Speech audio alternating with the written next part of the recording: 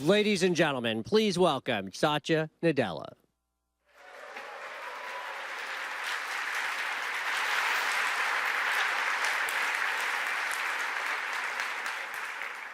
Good morning, everyone, and welcome to Build 2015.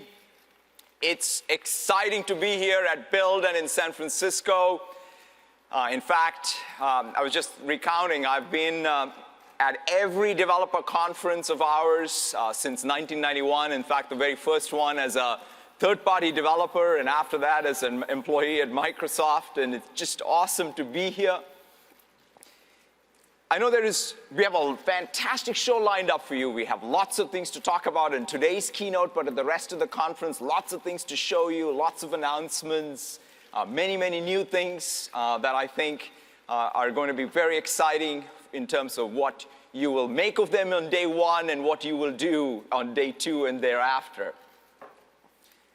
For me, in some sense, this conference is all about celebrating and challenging the creativity, the ingenuity that you all bring to build new and great things on top of platform innovations that we make available to you.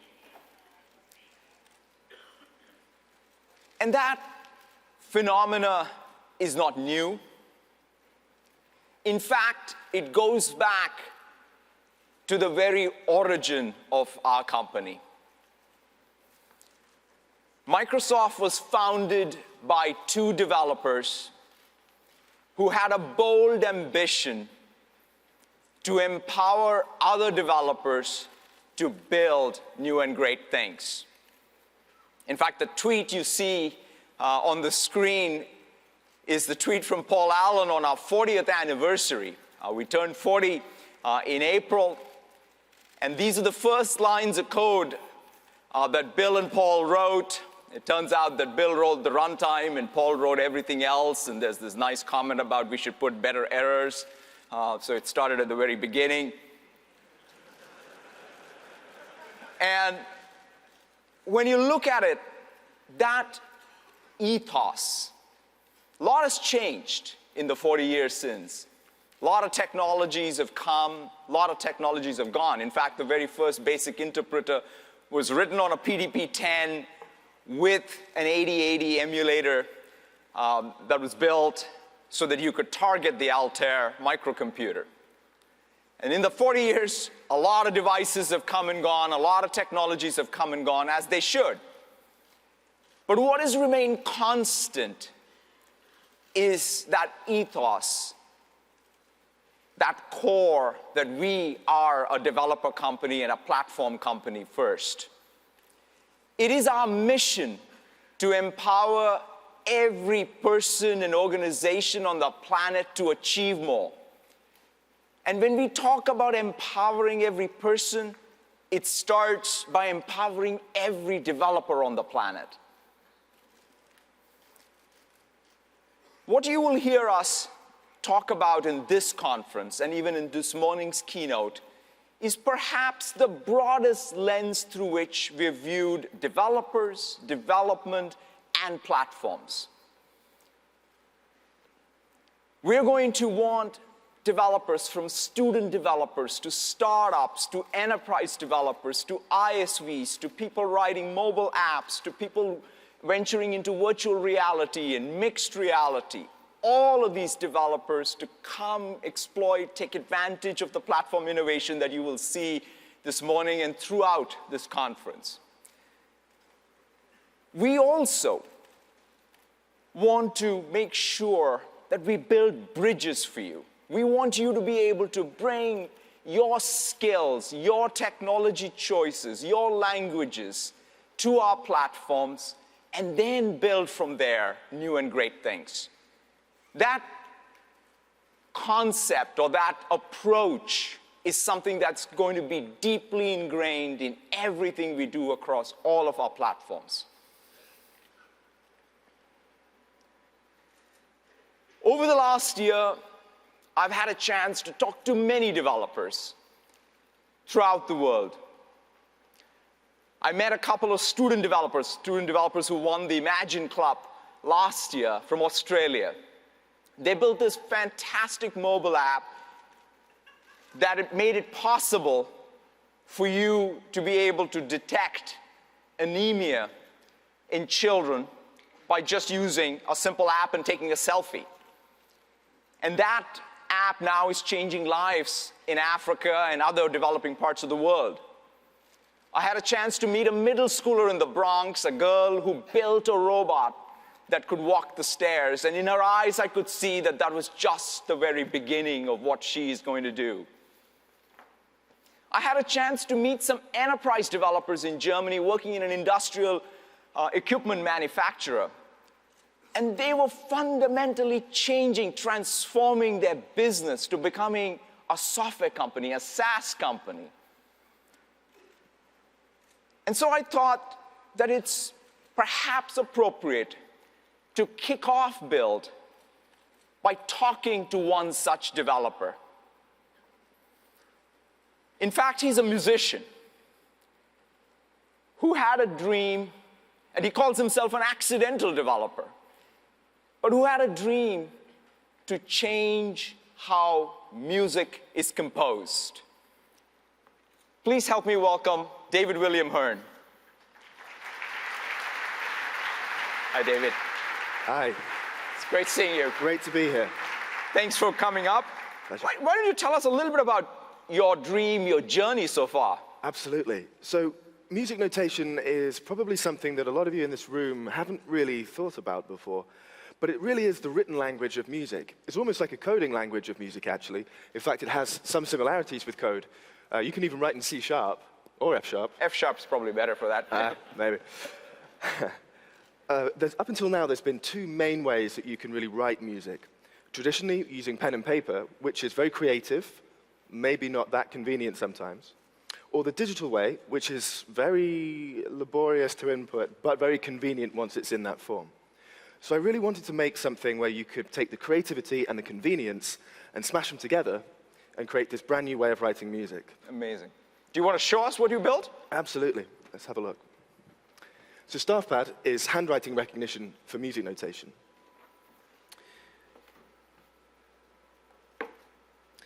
I've actually been working on a piece the last few weeks, a piece for string quartet and piano. And as you can see, I can use touch to interact with the score. You can see we've got a big score here. This is no nursery rhyme. And let's scroll to the end, and we've got a couple of bars left to do, so I figured we could finish it up on stage. Oh, for sure. You're talking to a music illiterate, but go ahead. Oh, well, Yeah. I don't know how to run a big company. So.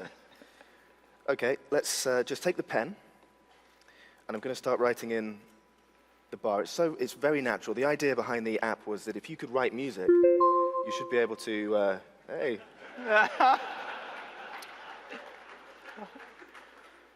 If you can write music, you should be able to know how to use the app. You don't need to really learn too much. It's very intuitive. As I move into the next bar, the music notation is recognized and turned into typeset notation. Right, thank you. Yeah. I'm going to turn these off. Let's get rid of those. Fantastic. This is actually interactive notation now, so I can add staccato dots, and maybe I should slur some of these too. Do you think? Slur means play it like you're drunk. Okay. I'm going to get into so much trouble for that. Using touch, I can double tap the bar, select the bar, and just pull this out. And this is the great thing about Surface and Windows. It was really the only platform that we could do this for, because it really understands the difference between my fingers and the pen. And that's really key to making this intuitive and natural. I'm just going to take this last beat. We're going to erase that using the pen eraser. And I'm going to draw in a string run here. And pull that up. And you can see there we've got a nice fast string run up to the top. So let me just do one last thing. Double tap, copy this down. Oh, that's cool. Oh, no, we don't want that. OK, and now we can play this back.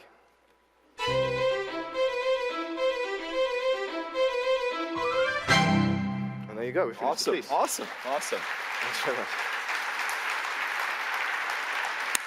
What's been the reaction? I know that this has been out for a few months, is it now? No, just a few weeks. A few weeks. And the reaction has already been absolutely incredible, breathtaking, really. We've heard from people all over the world. We heard from an 11-year-old composer who's writing her second opera on the app, not her first, her second, and a 91-year-old who's fallen back in love with writing music again. It's really been, there's students using it in the classroom, and it's really just an incredible reaction. It's been breathtaking. Awesome. Thank you so much, David. Thank you. Thank you Thanks very a lot. much.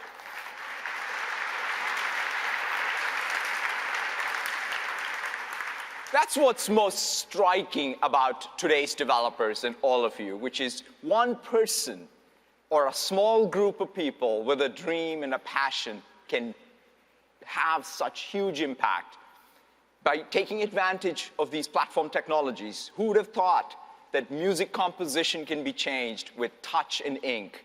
And that's what we live for as a platform company. We want to be able to take inspiration from the apps you build to drive platform innovation. So today's keynote is about 3 major platform transformations and shifts. We want to talk about, first, our cloud platform. We aspire to build an intelligent cloud backend for the world's applications running on all devices. We want to have the capability to manage infrastructure spanning data centers. So that means storage, compute, and the network. That's not just about a data center as a computer, but all of the data centers coming together in support of these intelligent applications. We want to have rich application services, in particular data services, such as machine learning, and democratize the access to those capabilities so that every developer on every platform can build intelligent apps. Second, we want to talk about Office as a platform. We want to move far beyond individual applications and their APIs to building a rich graph of data as a platform. We want you to be able to consume that graph, extend that graph, and we'll talk a lot about that. And lastly, we want to talk about Windows. Windows 10 represents a new generation of Windows built for an era of more personal computing, from Raspberry Pi to the holographic computer, where the mobility of the experience is what matters, not the mobility of the device. So to kick things off, let me have Scott Guthrie come up to stage and talk about our cloud platform. Thank you very much.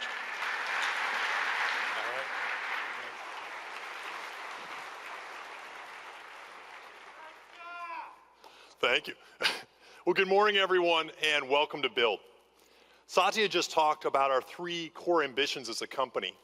I'm now going to continue the conversation and talk about the work we're doing to build the intelligent cloud. This is a broad ambition that spans a wide range of cloud services at Microsoft, including Office 365 and Dynamics. Today, though, I'm going to talk about the work we're doing to power this ambition using Azure. Azure is Microsoft's cloud computing platform and enables you to move faster and do more. Azure is a hyperscale cloud platform, and over the last several years, we've built out Azure to run all over the world. The circles on this map indicate Azure regions, which are made up of clusters of data centers where you can run and deploy your code. Today, we have 19 unique Azure regions open for business. That's more locations and more countries than both AWS and the Google Cloud combined. And this enables you to run your applications closer to your customers and employees than ever before and compete in even more geographic markets. We continue to invest billions of dollars each year building out new infrastructure, and our cloud platform now manages more than 1 million servers. This enables you to build apps without having to worry about your cloud platform's capacity and enables you to scale your solutions to any size. Azure offers the choice and flexibility of a full spectrum cloud. It enables you to build apps that scale from personal projects up to global scale applications. You can start from scratch for new greenfield apps, or you can easily leverage your existing investments and skills. It's open It supports the ability to target multiple devices, use multiple operating systems, programming languages, frameworks, data services, and tools. We allow you to put all of your app in Azure or support hybrid deployments that span on-premises or other clouds. You can choose to use Azure just for infrastructure and just use it for base compute, storage, and networking. But you can also take advantage of a coherent set of highly engineered services to build your apps even faster. And our cloud platform and tools combination together deliver unmatched productivity and enable you to move faster and be even more successful. It's been a busy 12 months for the Azure team since our last Build conference a year ago. We delivered more than 500 new Azure services and features in that time and have greatly expanded the footprint and capabilities of what Azure delivers. And what we're seeing is, as we're kind of expanded our feature set, as we've expanded our footprint around the world, we're seeing the usage of Azure continue to rapidly grow. We have more than 90,000 new Azure customer subscriptions now being created every month. And those customers are creating some really amazing applications. More than 1.4 million SQL databases are now being used by applications hosted inside Azure. We have more than 50 trillion objects now stored in the Azure storage system, 425 million users in our Azure Active Directory system, 3 million developers registered with our Visual Studio Online services, which are our online suite of developer SaaS offerings. And we're seeing the growth and traction of Azure happen not just in the enterprise and business user space, but more than 40% of our Azure revenue and usage now comes actually from startups and from ISVs. Behind these large momentum numbers are some truly amazing customer stories. This slide contains some of the logos of just a few of the companies doing great things in Azure. And throughout today's keynote, you're going to hear me talk more about some of their specific stories and some of the reasons why they're using Azure. Now, one of the things we know is that a cloud platform must offer the flexibility of choice. Azure enables you to use the best of the Windows ecosystem and the best of the Linux ecosystem together. Azure enables you to easily reuse the skills you already have, regardless of the programming languages you use. And we allow you to take advantage of both core infrastructure capabilities and higher level platform services. And Microsoft's unique in that it's the only hyperscale cloud provider that architects those higher level services and programming model capabilities to run in multiple environments, including both on-premises data centers that you already have, as well as other clouds besides our own. Now, from the beginning and with Azure, we've embraced open source in a very deep way. And over this past year, in particular, we've taken a number of significant steps to use open source even more broadly. Last year, we announced our plans to deeply embrace Docker and the Docker ecosystem with both Azure and Windows Server and make containers a fundamental part of our application platform. We've also open sourced our core .NET runtime technology and announced our plans to support it on multiple platforms, as well as obviously make it first class when running within containers. And this combination is really powerful and enables even more developer flexibility and choice. What I'd like to do to kick things off is actually invite Ben Golub and Mark Ruzinovich on stage here to talk about this work and show off a pretty cool demo of them in action. So here's Ben. Way you go.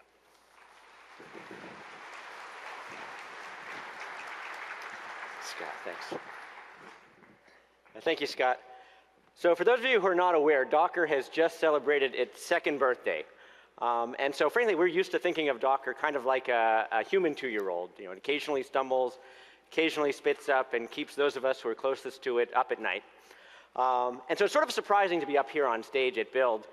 And in fact, I'd like to talk about the 5 big surprises that we've had in working with Microsoft that all in many ways relate to this notion of how we can take openness and portability and flexibility and use it to empower developers. Now, if you're not familiar with Docker, it was started 2 years ago by Solomon Hykes, who felt that developers fundamentally are spending far too much of their time doing rework, worrying about dependencies, worrying about servers, instead of just building awesome apps. And the initial innovation was, let's make it possible to take any application and its dependencies, package them up in the digital equivalent of a shipping container, and enable any application that's Dockerized to interact well with any other Dockerized application and run on any server.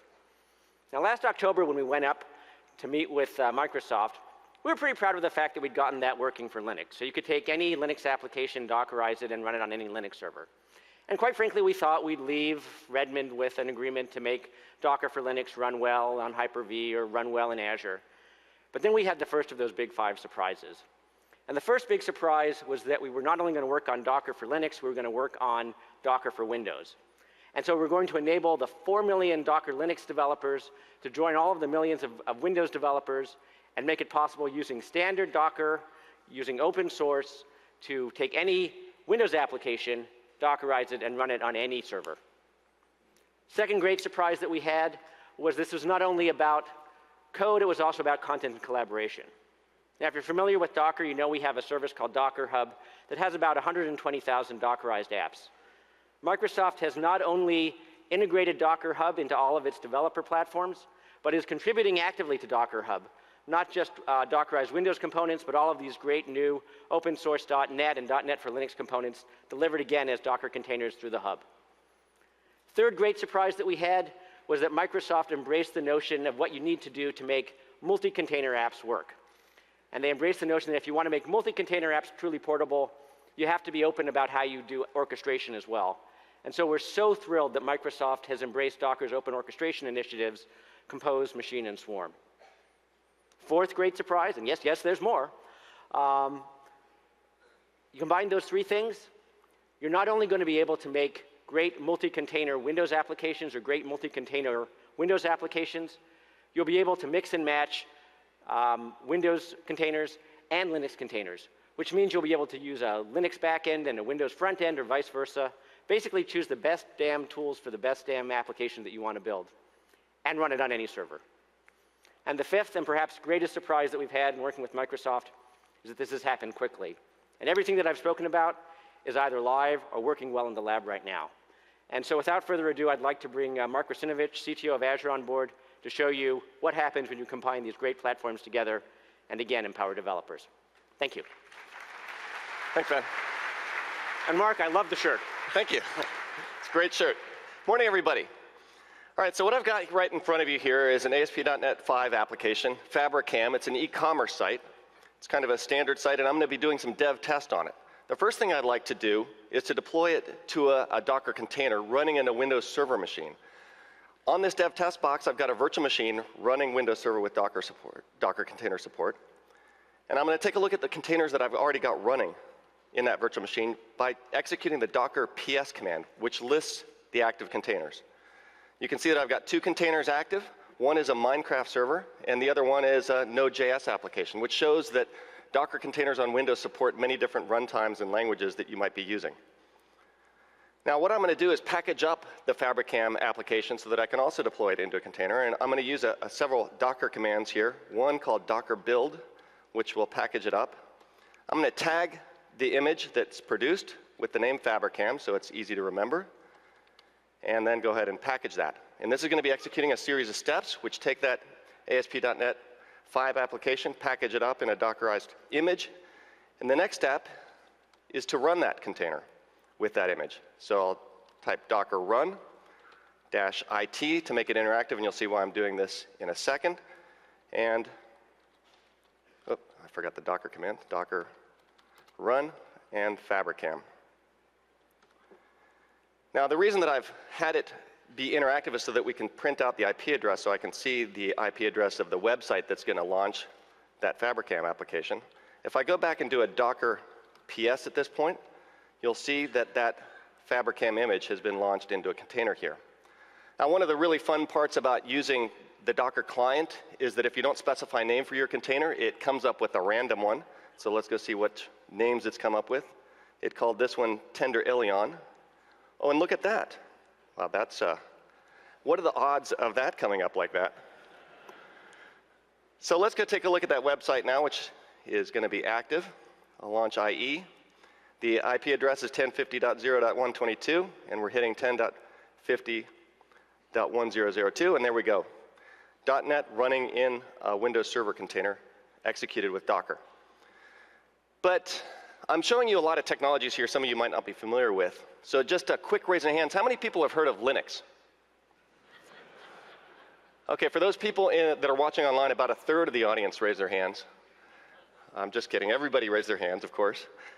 But what I'm going to show you is Scott mentioned that we've got .NET support on Linux, and we've integrated it with Docker containers as well. So here I've got the same exact application, and this time I'm going to SSH into a Linux virtual machine and run the Docker PS command. You can see I've got no containers running in that virtual machine. Instead of using Docker run to deploy it, I'm going to deploy it right from Visual Studio using the publish command. Right here, I've configured it to launch to that Docker host. Here's the IP address of that host. When I type publish, press publish here, it's going to package it up and execute the same Docker client commands to deploy that FabricCam application onto Linux. If I go back and type Docker PS again, you'll see there's FabricCam latest, and there's the name Prickly Wozniak. So always fun to look at the names of the Docker containers it creates. Let's go see if that website's come up. And sure enough, there it is. And you can see that that's the same IP address as the SSH command, so I'm looking at the Docker container running on that virtual machine. But now there's more. I'm doing dev test of this FabricCam application, and I'd like to continue to use Visual Studio to do that. And I can now with integration of container debugging into Visual Studio. So I'm going to go to Server Explorer, go to Virtual Machines. There's the Docker VM, and there's the Prickly Wozniak container. I attach the debugger. And just as a normal Visual Studio debugging experience, I've got the libraries loaded here, and you can see, sure enough, there's the core CLR for Linux underneath this application that I've just attached to. And now I want to set a breakpoint here on the function that I'm debugging. I go back to the website, hit refresh, and I'm at the breakpoint. Debugging .NET in Linux deployed into a Docker container. Thank you very much. Great. Thanks, Mark. So we've been developing the cross-platform version of the .NET Core runtime in the open on GitHub the last several months. And I'm excited today to announce that we're also releasing now a preview edition of the runtime in precompiled binary format that you can download and start using for Windows, for Linux, as well as for Mac. Now, it's an incredibly exciting time in the world today. Disruption is changing the economy in a fundamental way, not just in technology, but in traditional service industries as well. You know, who would have predicted that both the taxi and the hospitality business would have been turned upside down 5 years ago? Yet innovative companies like Uber and Airbnb are doing just that. Every organization is looking for ways to engage customers better, empower their employees more, and ultimately transform the value they deliver. And developers and the applications and solutions they build play an absolutely integral role in enabling this. In fact, it's increasingly digital apps and technology that enable businesses to delight their customers and differentiate from one another. And it's never been a better time, I think, right now than to be a developer. Now, Azure enables you to embrace this transformation and make you and your teams even more successful. With Azure, we deliver a rich set of higher-level services that provide fully engineered solutions that enable you to move faster and achieve more. And the combination of our cloud platform and tools really delivers unparalleled developer productivity as you do this. You know, 3M is a customer who I think provides an excellent example of what Azure productivity can really deliver. 3M is one of the largest companies in the world. They have 88,000 employees and literally deliver tens of thousands of products. And 3M is using Azure to build the backends for many of these products now. And they love the agility that Azure provides them to move quickly and deliver even more value. And one of the initial projects they hosted on Azure was an internal mobile app that they wanted to provide to their sales force to sell a new offering that they just actually come out with. And a small development team that actually never used Azure before signed up on a Friday and basically spent the weekend building the app, and by the end of the weekend had a fully production-ready version deployed on Azure, ready to roll out to their sales force on Monday. And this ability to quickly create robust enterprise-ready applications with super fast development cycles has really provided 3M with incredible business agility and helps them move even faster as an overall organization. Now, one of the great productivity solutions Azure delivers is our Azure App Service. This is a really powerful offering that we released just last month and provides a suite of capabilities that enable you to quickly build and scale both web and mobile applications anywhere in the world. Now, App Service allows you to write back-end code logic using .NET, Java, Node.js, PHP, and Python. You can easily enable continuous integration workflows to it from online source repositories like Visual Studio Online, GitHub, and Bitbucket. And that enables it so that every time a developer checks in code into one of those services, Azure can automatically build it, test it, deploy it to a private production slot, and if everything's looking good, then basically turn it on to production and do full monitoring and analytics on top of it. Using Azure's built-in auto-scale capability, you can set up rules so that once you deploy the application, your application can automatically scale up based on incoming traffic. In fact, if you get a massive influx of traffic, you can basically spin up a huge number of instances and handle basically any amount of load. And when your traffic drops, Azure can basically automatically shut down those resources to help you save money and pay only for what you actually need. A couple of cool features we've added recently to the Azure App Service is enterprise connectivity. And this allows you the ability to set up a virtual private network that allows you to connect back to an on-premise enterprise network and access apps and data that you wish to make available in the cloud. This makes it really easy to integrate with existing enterprise solutions you already have. And Azure App Service also now provides support for easily integrating data and functionality from popular SaaS solutions like Office 365, Dynamics, and Salesforce. And you can use the Logic Apps functionality within App Service to create long-running workflows to automate business processes. What I'd like to do is invite Scott Hanselman here on stage to show off our Azure App Service and what you can build with it.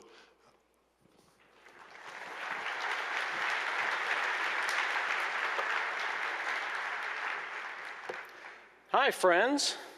You know, we're really excited about the maker movement and things like Raspberry Pis and 3D printers. You really should pick up one of these. These are great.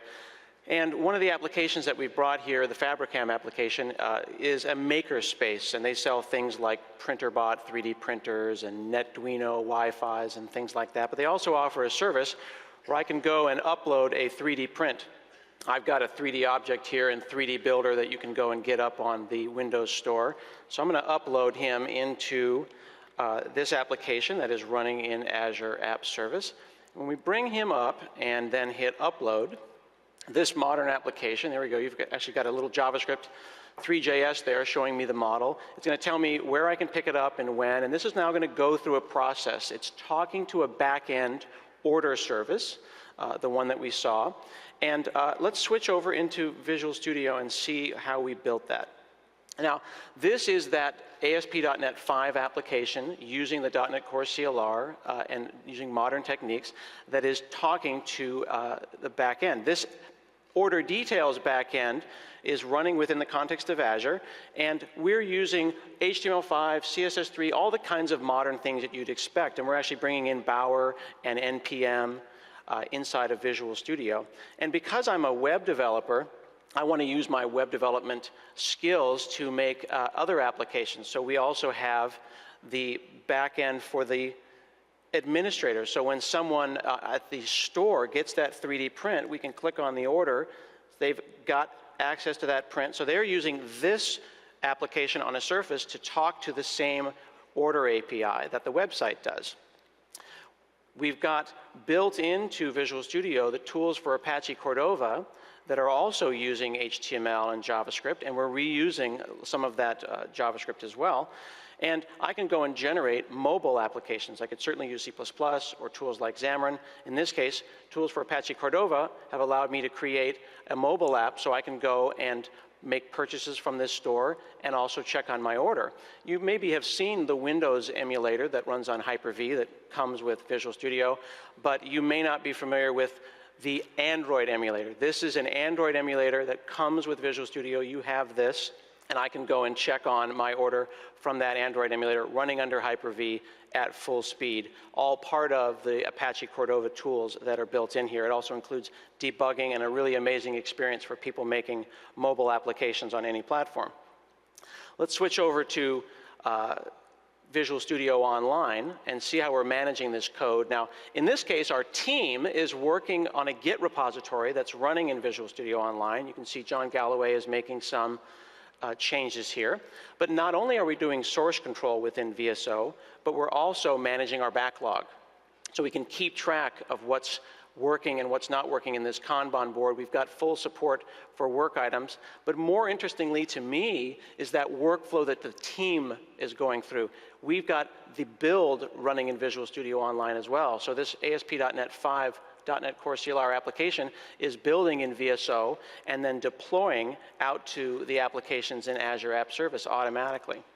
Now, if I switch over to Azure, I can see that application in the API host here. And when I've moved that into production, we can click within Azure itself and see the deployments here as well. So I can see a deployment that John put out on Sunday, click on that, and that integration with Visual Studio Online, I can see his commits, whether that build succeeded. So I check into Git, Visual Studio Online, runs the build, runs the tests, makes sure that everything is okay, sends it out into Azure. Once it's in Azure in production, I can also scale it. I can automatically scale it. Coming here on Scale By, I can set the number of instances and a target range of the CPU. So if the CPU goes above a certain amount, the application will scale. So I've got the full life cycle from Visual Studio all up through production.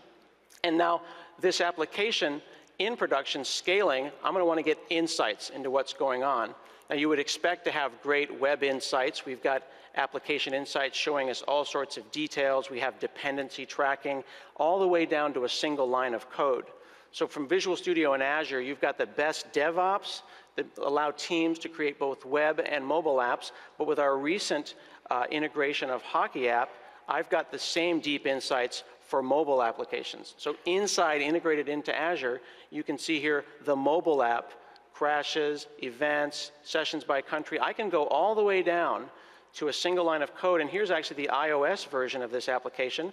And I can go and see specifically what worked and what didn't, down to an exact line, in this case, of Swift code. So it's a 360-degree view of any platform, from the highest level all the way down to the lowest level, to a single line of code. So this is a lot to take in. Let's step back for a second and get an understanding about how this fits in. We've got web apps, we've got mobile applications. Those are talking to APIs in the back end. When I submitted my order, it went to this order API written in ASP.NET 5 and the Core CLR. Those API apps can be written by me, or they can be written by a third party or brought in from our marketplace. But a really interesting thing is this concept of logic applications, because there's business processes like when that order gets completed, I want to get notified as a customer about that. So let's take a look at what a logic application looks like. So let me switch over. Here we go. So this is an application here where we've got individual API apps. The SQL connector is going to be looking at the data for the orders, and then it flows through this workflow from one API app to another using a technology called Swagger, where that metadata is going through the system into Salesforce. And then in this case, we're posting a message to Slack. I can bring in that order API that we created in ASP.NET and then get the details for that order.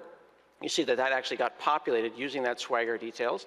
And then it knows about previous things within this workflow. This is a reliable, durable workflow in the cloud.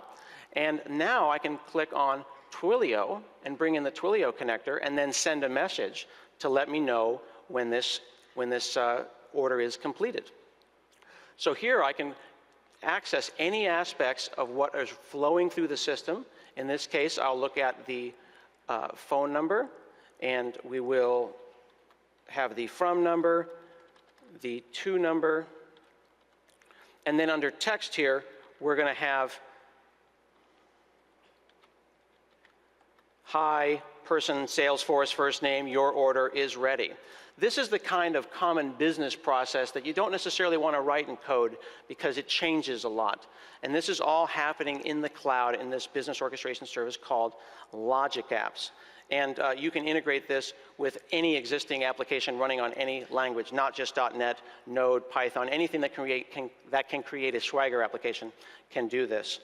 Now, I think this is pretty amazing, but I feel like perhaps I haven't sufficiently blown your mind. And I promised a number of people that I would do that. So let's take a moment and then switch over to our Macintosh here.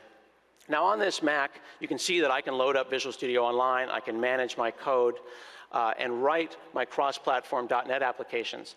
And I can do that using any one of the many editors that one would use in a Mac, like Emacs, Sublime, and things like that. But inevitably, I find myself going into Spotlight on a Mac and just wishing that there was a member of the Visual Studio family that I could somehow run. And now there is.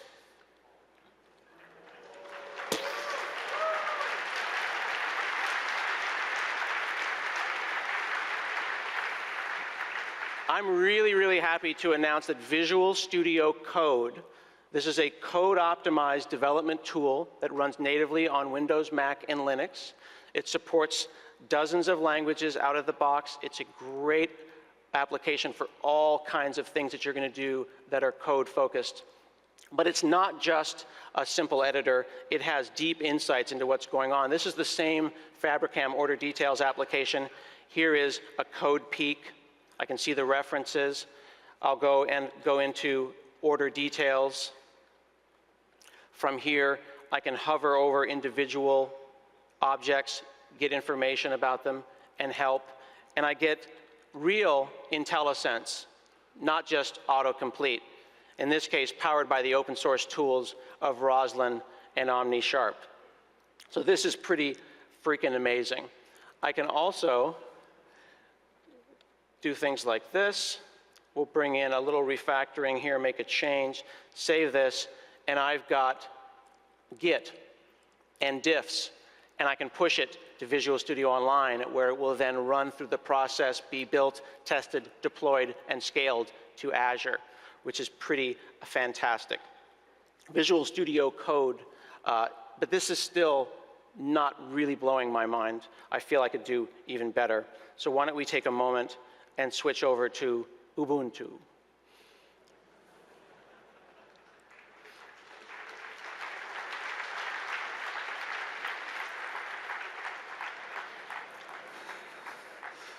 So now I'm in my application. In this case, I'm using a Mono application, and big thanks to the folks at Mono who helped us with Mono 4.01 that this demo is running on. I can now click on Debug, launch an interactive debugging session. So now I'm on Ubuntu in a .NET app doing a debug session. I've got local variables, I've got a call stack, I've got breakpoints, all in this great lightweight code editor, Visual Studio Code. This, I think, makes the point that Visual Studio is now a family of tools for every developer, and Azure is the cloud backend for everyone. And I just got a text message on my band that my 3D print is being delivered. Oh, how nice. There you go. Thank you. And now that's great. Now my Scott Goo action figure has a friend. So, woo-woo-woo. Thank you, sir.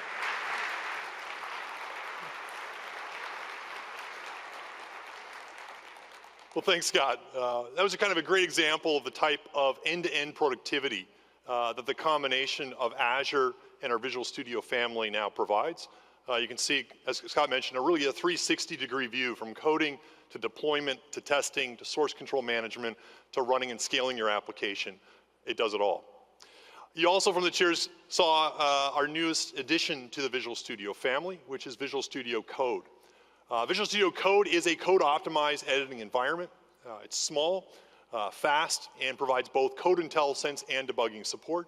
And as you saw, it has full integration for Git. And one of the things it can be used on Windows, on Mac, as well as Linux development machines. And I'm really excited to announce that we're going to be making it available for free.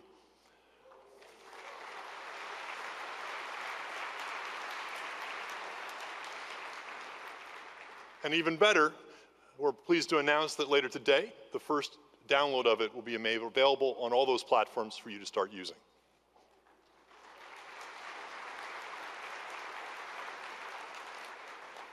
Now, our mission with Visual Studio is to provide best-in-class tools for every developer. And we now have tools for developers who like lightweight code-optimized editors, as well as for those looking for a full development enterprise IDE. And with Visual Studio Online, as Scott showed, we now provide a full suite of developer services that run in the cloud that deliver a full application lifecycle management experience, including source control, bug and work item tracking, continuous integration builds, load testing, performance, crash analytics, and a whole bunch more. What's great is you can take advantage of all these services directly from any of our Visual Studio development tools, or you can also use them from any other development tool as well. And this really enables you to build amazing applications in this mobile-first, cloud-first world. And we're really excited to talk more about this in the breakout talks and all the great features that are coming in Visual Studio this year. Now, Mark Andreessen wrote a famous article a few years ago where he talked about how software is eating the world and about how companies will increasingly deliver their value through online services. Today, more than 90% of all technology companies are now delivering or building online SaaS services to deliver more value and better connect with their customers. And many of our biggest customers using Azure today are using it to build and deliver SaaS services to their customers. This includes both born-in-the-cloud companies as well as enterprises that are reinventing themselves by becoming technology firms. AccuWeather is a great example of one of those companies. They're one of the largest weather forecasting services in the world. They were originally actually an AWS customer and then switched to Azure to power their weather service. They process more than 6 billion data requests each day through their APIs for temperature and weather forecasts. And they use Azure for weather prediction as well as to power all of their iOS, Android, and Windows apps. DocuSign is another great example. They provide an electronic signature signing SaaS service. They've been growing at 300% year over year for 7 years now, and they now service more than 120,000 enterprise customers. And they're a fantastic example of a successful startup, and their valuation is now worth billions. GE Healthcare is working to provide their customers, who are doctors and hospitals, easier ways to collect, analyze, and report healthcare data. And they've deployed multiple SaaS applications on Azure while meeting the most stringent regulatory environments. This week at Build, we're going to talk about a number of new technologies that we're delivering that enable you to build great high-scale SaaS services like these. One of the technologies we're going to talk about is something we call Azure Service Fabric. Now, Service Fabric is a high-control distributed computing framework. We created it to power our own high-scale cloud services, and we've battle-hardened it over the last several years under extreme loads and super demanding requirements. It supports the ability to create cloud services composed of both stateless and stateful microservices. And it has support for hyperscale-out deployments, self-healing and quorum management, as well as the orchestration of code updates. And we're going to release the Service Fabric SDK to make available on both Windows as well as Linux systems. The first download of that will be available this week. And in addition to supporting Azure, you'll also be able to use it to build great solutions that run in a multi-cloud environment. And we have a great set of talks later today that'll go into more detail on it. Now, when you think about building great SaaS applications, one of the things that's sort of fundamental to building those is to be able to do great data management. And Azure supports a wide variety of data storage and management solutions. You can use pretty much every commercial or open source data management offering on Azure. And Microsoft also optimizes and delivers both relational and NoSQL data solutions as highly available managed services that you can basically deploy and use. Our SQL database offering is one of our most popular offerings. It's a cloud-native database as a service. It's highly available, durable, and fault-tolerant, and enables you to store and manage data without having to worry about infrastructure, patching, software updates, or backups. That's all built in as part of the service. You can provision a SQL database in just seconds and run it literally anywhere around the world. And you can set up a SQL database to actively geo-replicate transactions across multiple Azure regions while you're doing that, enabling automatic failover support within your applications, as well as geographic scale-out. And we've added some great new features to SQL databases over the last few months, like elastic scale support, which enables you to shard and scale out SQL databases to be petabytes in size, and in-memory column support, which gives you up to 100x performance improvements for many core data scenarios. And because, again, SQL database is offered as a managed service, as opposed to just a database inside a VM, developers are able to host, scale, and use databases in a true cloud-native way. In fact, up to 160,000 SQL databases are now created or dropped every single day using Azure for a wide variety of different scenarios. What I thought I'd do is actually just talk about and show a nice video of one of the customers that's using SQL database. They actually have over 10,000 SQL databases running on Azure today. And this is Esri, who's the leading provider of geographic information services software. And so what I like to do is roll the video and talk about how they're taking advantage of it. My name is Art Haddad. I'm the Chief Technology Officer for Location Analytics at Esri. Esri has been a Microsoft Azure partner from the very beginning days, and we've built a true SaaS offering in ArcGIS Online using Microsoft Azure. Esri uses Azure SQL databases to geo-enable business data of our users with mapping and analytic capabilities. There are major events out there that take advantage of this to accommodate public safety or whatever it may be. But there's also mission-critical scenarios like a government that needs to disseminate public data in response to a natural disaster. People want to know where the latest evacuation site is, or better yet, where to get fresh water and food. But when they make these maps and data available over the web, sometimes it goes viral. And when that happens, we have to be able to scale on a moment's notice, and ArcGIS is that platform from which we can do that. Working on things that actually make a difference in people's lives, that means something.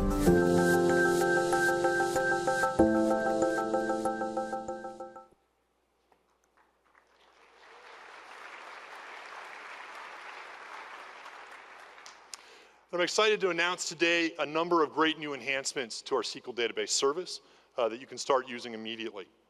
These include TDE support, which provides the ability for you to ensure and control encryption at rest policies within your databases.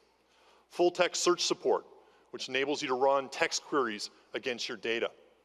And a new capability I'm particularly excited about called Elastic Database Pool, which enables you to better manage lots of databases at even lower cost and is perfect for SaaS solutions. Now, one of the common challenges for developers that are building SaaS-based applications that serve lots of B2B customers is architecting for the right data model. One approach is to use a shared database where you have lots of customers sharing the same tables of data.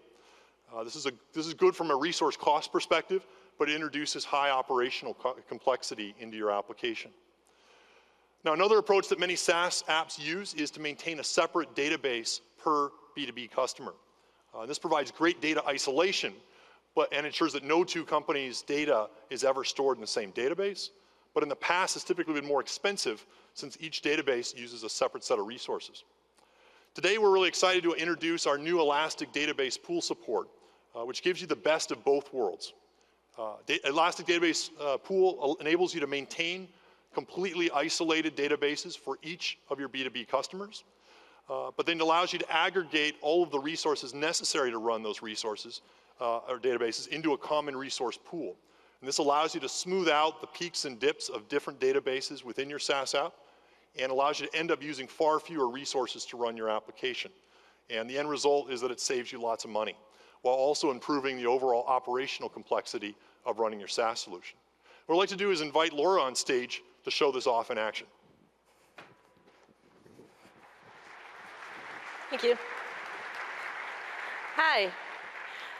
We're going to walk through some great new updates with Azure SQL Database, and SaaS developers are going to love this stuff.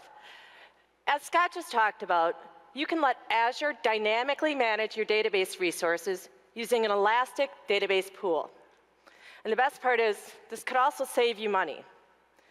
When you first create a pool, one of the decisions you need to make is, what databases should you even put in the pool? We've removed a lot of this guesswork.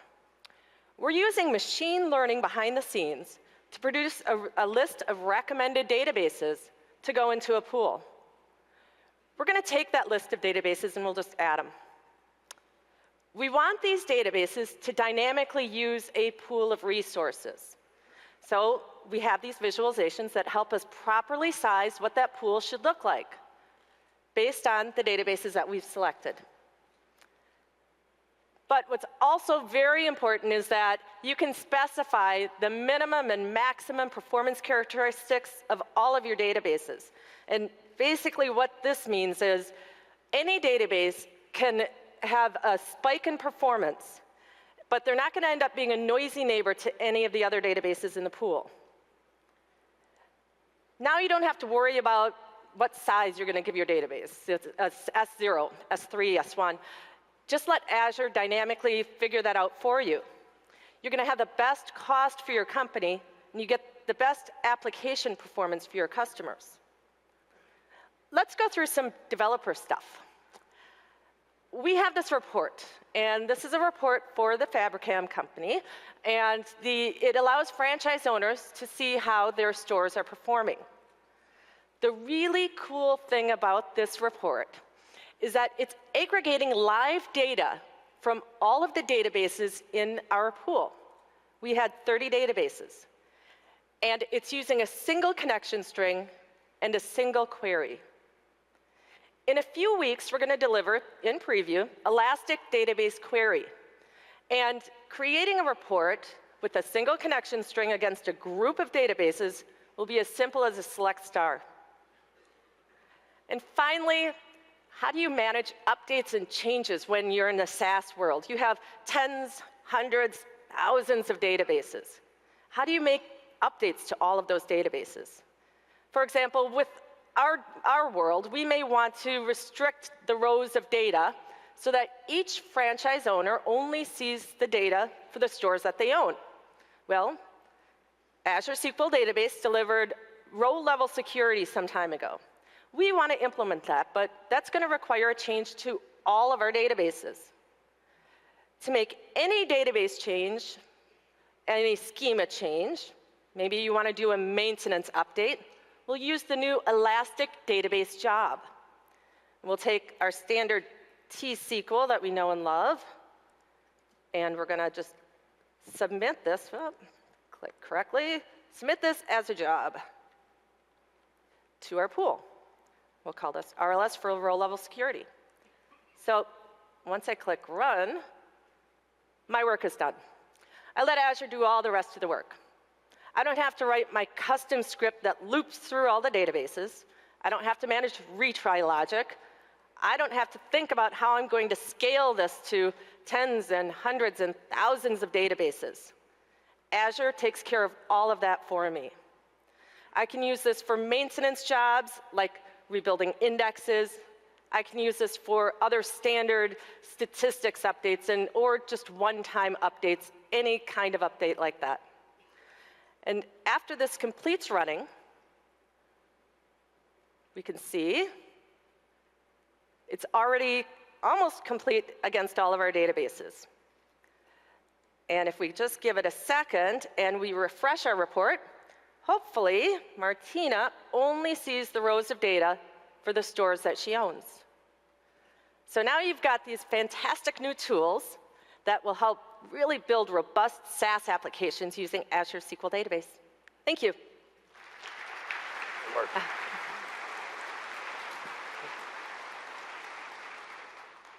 So as you can see, we're adding lots of great enhancements to our overall data story in terms of enabling you to store, operationalize data, whether it's in a single database or across thousands of them.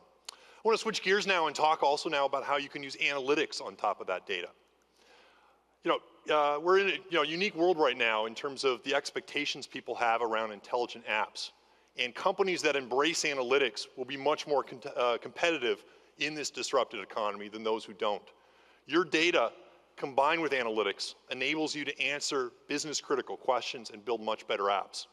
Questions like, what other products would a customer who's already purchased something from you want?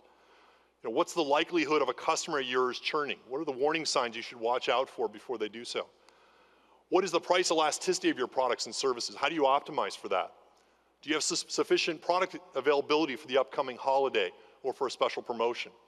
Being able to answer these questions accurately and use that insight to improve your applications can transform your business.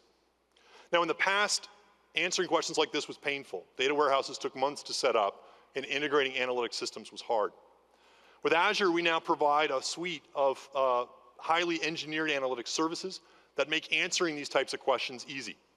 And enables you to basically maximize the value of each byte of data that your application stores and processes. Each of these services on the slide can be provisioned in minutes, and composed together, they provide complete, full solutions. And today, I'm excited to announce 2 new Azure services that we're launching that complement this existing offering even further. and make it even easier to unlock insights from data.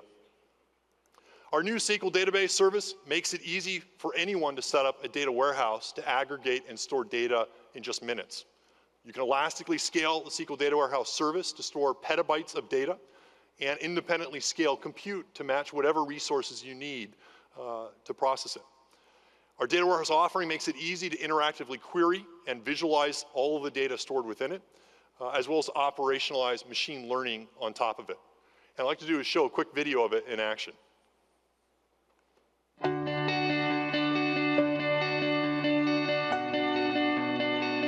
Imagine, how could you make your business more intelligent using data?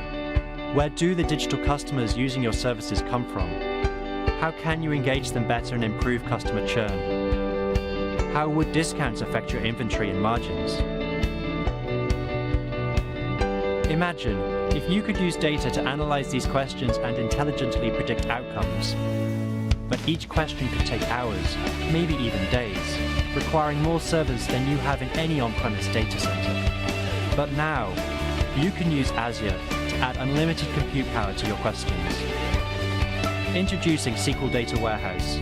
The new SQL Data Warehouse service is easy to create and can be launched in minutes. It's the industry's first cloud data warehouse that can grow or shrink to any size in seconds, and which you can use to intelligently answer any question using data.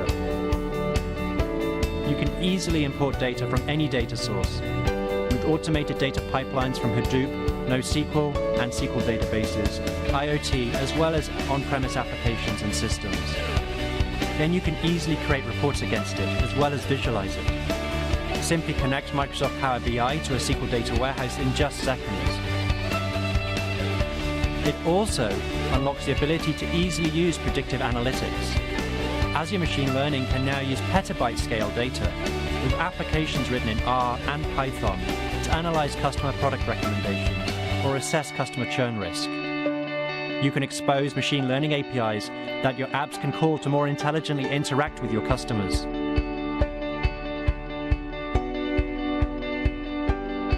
A data warehouse that can scale up in seconds enables Power BI and Azure Machine Learning to tap into unlimited query power.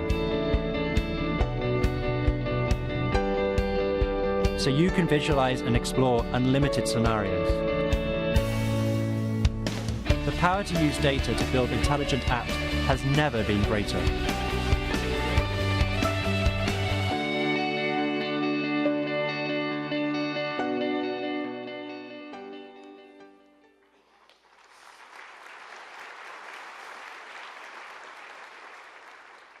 Using our new SQL Data Warehouse service, you can easily stand up and aggregate data from any source. You can archive data from your operational SQL or NoSQL databases. You can also then aggregate that data from on-premises data like an SAP system or a dynamic system.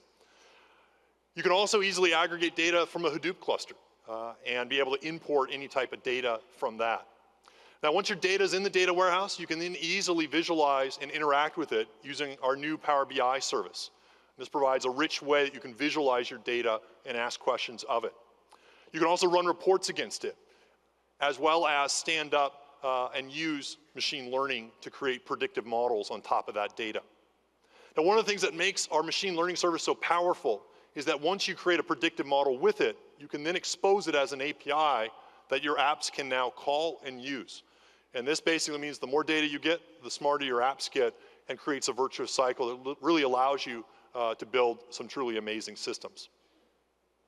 Now, there are other data warehouse offerings in the market today, and AWS has seen a good uplift with its Redshift offering. I thought I'd just spend a little bit of time talking about how now Azure is even better. Unlike Redshift, you can independently adjust the amount of compute and storage that you use with a SQL data warehouse. This allows you to reduce costs and pay only for what you actually need. You can automatically scale up your data warehouse in seconds. This is a big difference versus Redshift, where typically it takes hours or even days to rescale your data warehouse, and your data warehouse goes into a read-only mode with perf degradation. This allows you to basically increase and decrease pretty much at will. Redshift doesn't have the ability to pause a cluster, Unlike SQL Data Warehouse, where you can pause when you no longer need your data warehouse and pay only for storage. This allows you to reduce costs and pay only for what you actually need. A great example of that might be when the end of the month or end of the quarter, you need a data warehouse. When you no longer need it, just turn it off and you're not having to pay for anything. Our SQL Data Warehouse runs not just in Azure, but can also be deployed and run in an on-premises environment, unlike others. And from a compatibility and feature set perspective, SQL Data Warehouse provides a full SQL experience and allows you to build super powerful applications with ease. So we're really excited about what SQL Data Warehouse delivers. We think this is really a perfect opportunity for you to build and analyze data in a really rich way, and it's going to allow every developer to get more insights from the data they have. Now, one of the most exciting opportunities, I think, for every business out there is to use the Internet of Things to transform how they build products and how they engage with customers. And we have some fascinating use cases of IoT solutions built now on Azure. Ford is adding IoT sensors to all of their vehicles to improve the overall car owner experience. And they've built a IoT backend solution on Azure to collect and process all of this data. And then they're connecting it with the customer information that they already store within apps they own inside their own on-premises data centers and providing a full, complete solution. Rockwell Automation has partnered with one of the biggest energy super majors out there and is basically now running unmanned internet-connected gas dispensers. Each dispenser emits real-time management information, which they can basically then use machine learning on top of to detect anomalies and predict when proactive maintenance needs to be done on the machines. And my favorite example is probably the NFL. Most teams in the NFL now use the X's and O's Thundercloud platform to record, analyze, and share game and player data in near real time during the game. This Thundercloud solution runs on Azure, and in addition to providing real-time statistics and analysis on plays, it also records, encodes, and uploads video that can be used for post-game analysis. Let's walk through some of the canonical services that you can use in Azure to build these types of IoT backends.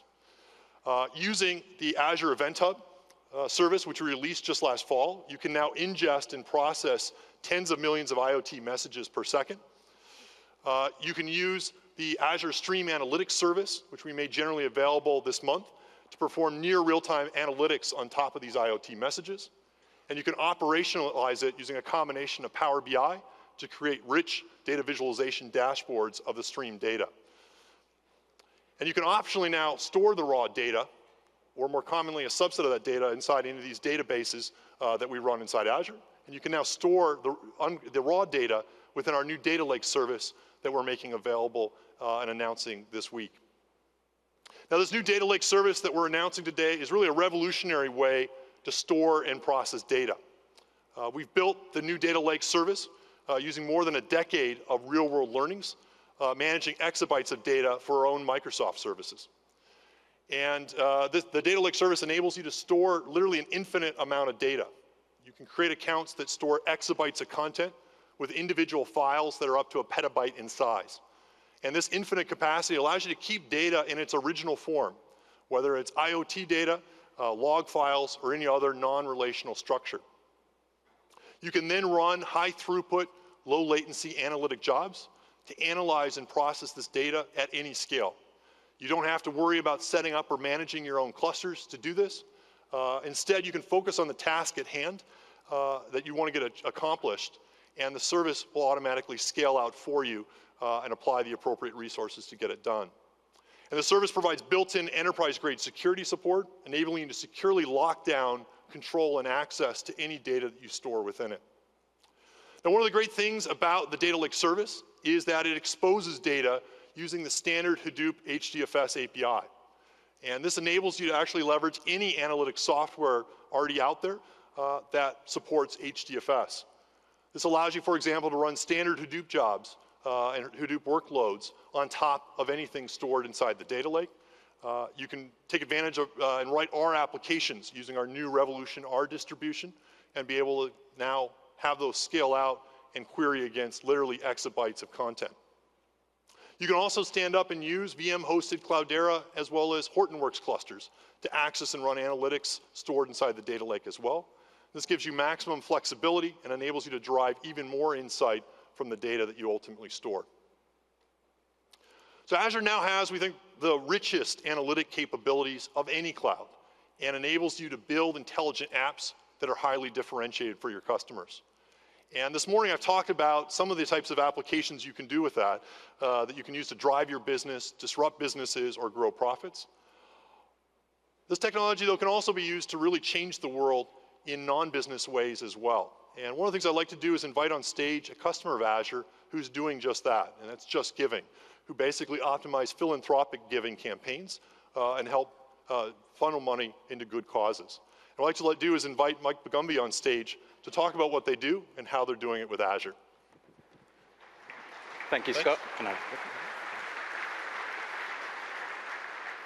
Great, good morning. This is what I'm going to talk to you about today. This is what we've built on the platform. We call it the Give Graph. It's a set of complex algorithms that will fundamentally change the way you and I interact with causes that we care about. It's going to change the way we give. But to give you some context, let me tell you a little bit about our company first. We're based in the UK, and we're the largest social giving platform. We enable people to raise money and do amazing things for the causes and for the charities that they care about. Some people decide to do the marathon. Obviously, recently, people were throwing buckets of cold water on top of their head, all in the name of charity. And we've been fortunate in having around 23 million people from over 160 countries in the world do this, and they've raised in excess of $3 billion for charity and for good causes.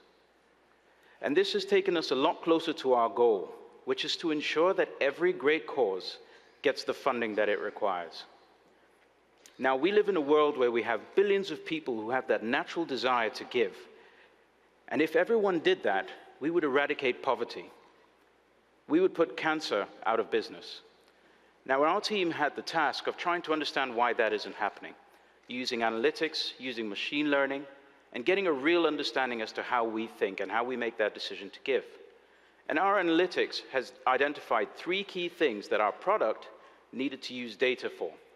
The first is that it needed to change giving from being a transactional activity to something that's far more engaging. It also needed to be personal, and of course it needed to be social.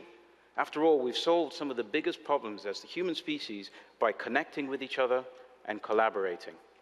But at the heart of all of this is that we needed to make giving personal, which for us means we need to understand what you specifically care about. Traditional ways of trying to address personalization, we would use things like lookalikes or collaborative filtering. But in this space, that doesn't work. What you care about is specific to you. If you care about cancer or beating cancer, I can't find somebody who looks like you and say that they also care about cancer. Everybody has something specific that they care about. However, using machine learning and graph theory on this platform, we've managed to crack that problem. In fact, what we've done is we've built a machine that does 3 specific things. First of all, it understands how you specifically want to give. See, giving isn't just about money.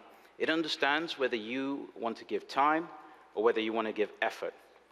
Secondly, the algorithm can work out specifically what you care about. And it also understands that what you care about changes. It's a moving data piece. It's not static. It changes as your circumstances change, as your associations change, and the more interactive you become. And lastly, my most favorite part of the algorithm is that it understands how to interact with you, specifically with you, to make giving more engaging and remove those barriers that might exist to stop you from giving. Now, we couldn't have done this without the Azure platform. We're a small team of scientists and engineers, and what the Azure platform really allowed us to do was focus intensely on our goal. We don't have a team of operations experts who can manage a huge cluster of cloud machines in the cloud. But this platform was ideal for us. And these are the components that we used. And this is how we architected them. We essentially had 3 core processes. We had a batch process, which runs nightly, a real-time process, and a process that allowed us to put our APIs in front of the product.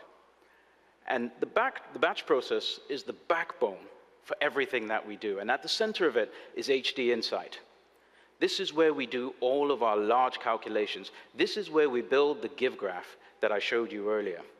So essentially, we take all of our data, we upload it into blob storage, then we spin up the clusters and do all of our calculations. And once that's done, the clusters are put down and the data is moved onto Azure table storage. And at the same time, we have a real-time service that helps us keep this product interactive. It helps providing data to the machine so that it can learn and it can continue to become more effective. We use F# mailboxes and Azure Service Bus for that. And of course, we have Azure websites or the Azure web app, which is where we put our APIs and where the product has access to it. And all of this manifests itself on the product itself. This is what our feed looks like. This is what that platform is powering.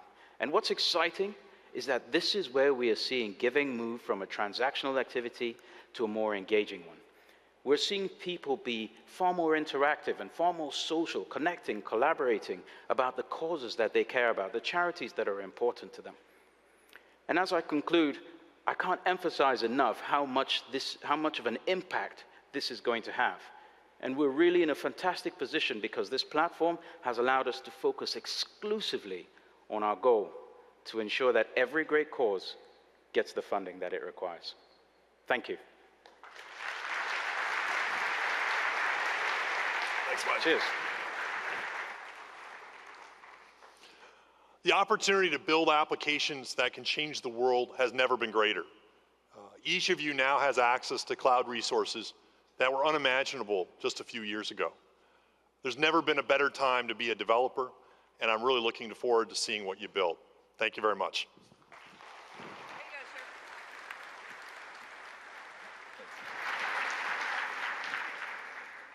All right, we'll move to the next chapter of our platform innovation, Office.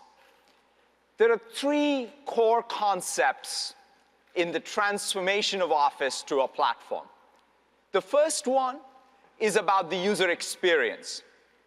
We're opening up the Office user experience for all of your applications in fundamental ways, so that your applications can show up in the context of what 1 billion+ users of Office do in Office. Create stuff, get stuff done, collaborate, communicate. We want you to be able to build applications that fit naturally into those contexts.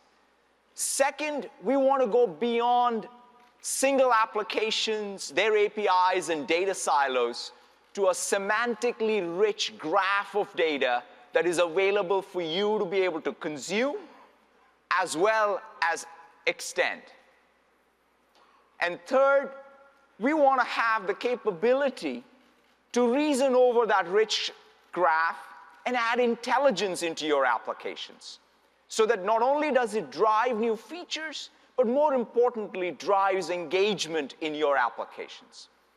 So those are the three concepts that fundamentally change Office. So we wanted to give you a quick tour of that so that you can look at what your applications can do to exploit these capabilities. And for that, I just wanted to introduce Rob Lefferts from our Office team to show you some of this. Hi, Rob. Hi. So how about we get started by talking about how we're moving from Office from us to Office with partners. That's great. Let's dive right in. What we're looking at here is Word. This is Office 16, Win32. And what we see is a solution from DocuSign. Scott was talking about them earlier. They do digital signatures, and they've integrated the power of their service directly into Office using a new modern web add-in framework. It's built on top of HTML5 and JavaScript and communicates the document through a JavaScript object model. Let's switch gears and look at another one.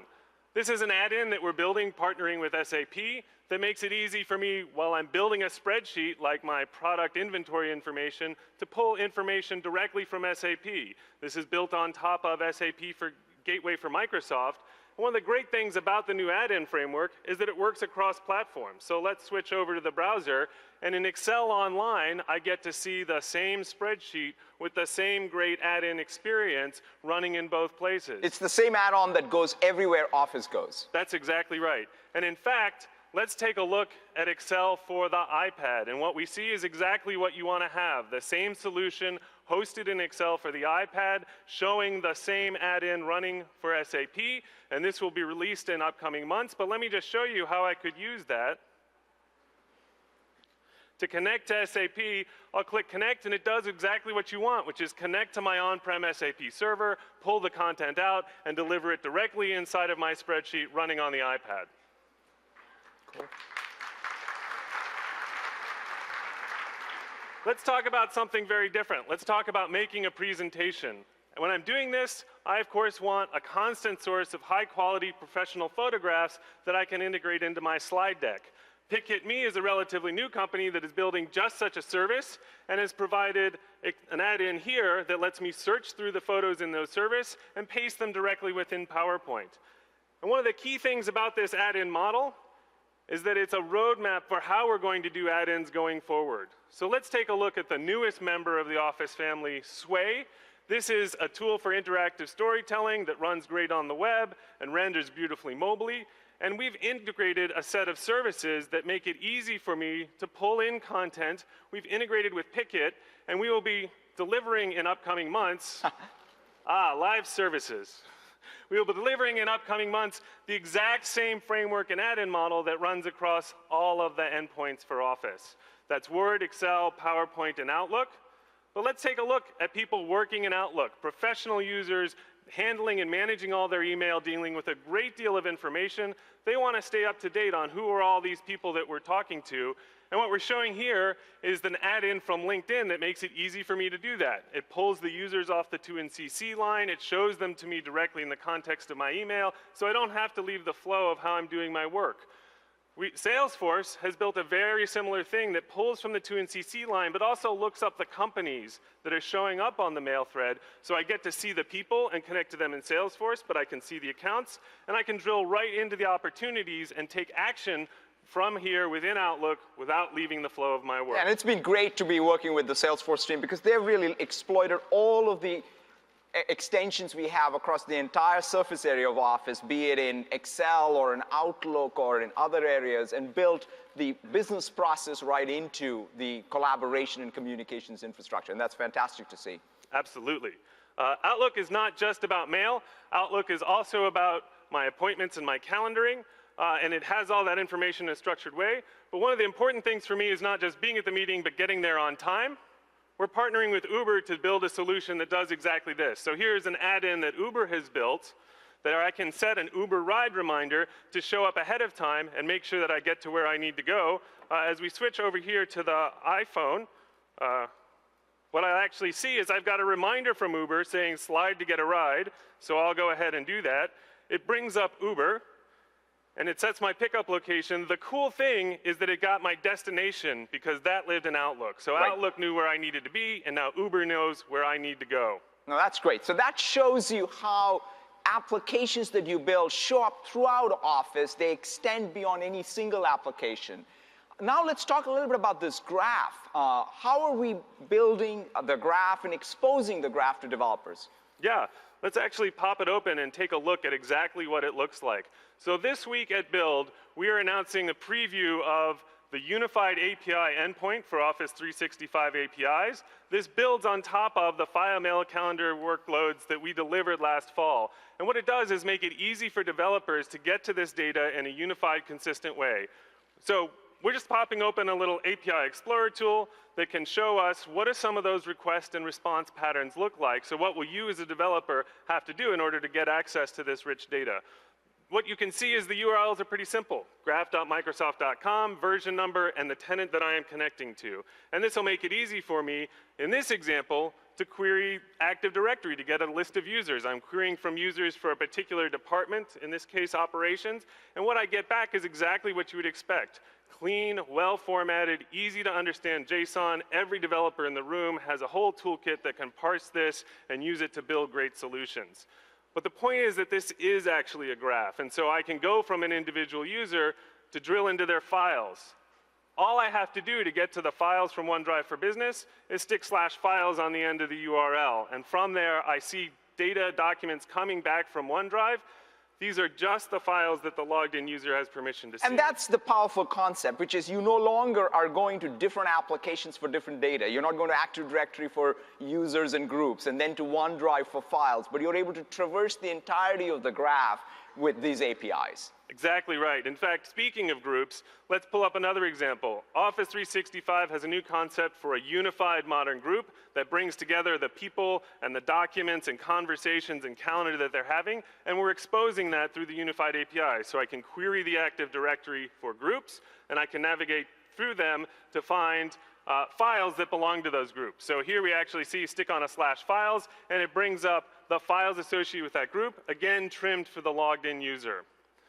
Now, this notion of logged in user is a really common pattern for people building solutions. And so we've actually made it super easy. There's a me token that you can stick in your URL to just get back the data for the logged in user. And that's probably very important because everything here is permissioned through the policies and ACLs that you put into AD. So in some sense, the me token gives you access for the user using the application's credentials. Exactly right. And because now I have access to my information, I can go and look at my calendar, just /events on the end of the URL, and that brings back appointments that are live in my Outlook calendar. And it's the same idea to get to messages, /messages, and boom, I'm in my inbox coming from Exchange, and it's just that easy. Awesome. So how about we talk about the last concept, which is how do we go from here to really building the richness of intelligence inside of your applications? Sure. So this is powered by the Office Graph, and the thing about the Office Graph is we talked about data, we've talked about add-ins, and we've really talked about how we can use that to drive a whole nother set of insights. We know who are the people, the conversations, the meeting, and the organizations, and what we can do with that is provide additional insights to developers. They can use that in the preview here to query the graph to get information out, and in addition, we're delivering a first-party app in the shape of Delve that actually provides me every day with information about what am I working on, and helps me search and discover the content that my colleagues are using. There's something funny going on? I'll keep going. Okay, keep going.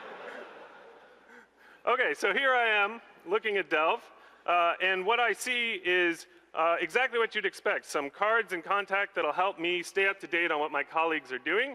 So I see an Excel notebook that is coming out of OneDrive that lets me see here's what my boss built, here are some KPIs, here's an attachment that lives in email. But we've been working with partners to imagine what will it look like when we have additional third-party signals coming into the graph? How can they get into this notification stream? And what we see here are opportunities. So that's a card from Salesforce. That's exactly right. This is a card from Salesforce showing the amount, showing information about who owns the account, et cetera. I can navigate down. Here's information coming from Twitter. And beneath that, we see information coming from Trello. So if people are collaborating in boards, I can navigate directly through and get to that. And let's actually scroll down a little bit further, and what we see is a purchase order coming from Dynamics AX. That looks like a super important one, so it was great that Delve made it easy for me to take action on it. Right, so this is no longer now information that is inside of the Office graph that's based on the data of our apps, but people are able to extend the graph with additional edges and nodes that's all surfacing in Delve. That's exactly right. Wonderful. Thank you so much, Rob. Thank you very much.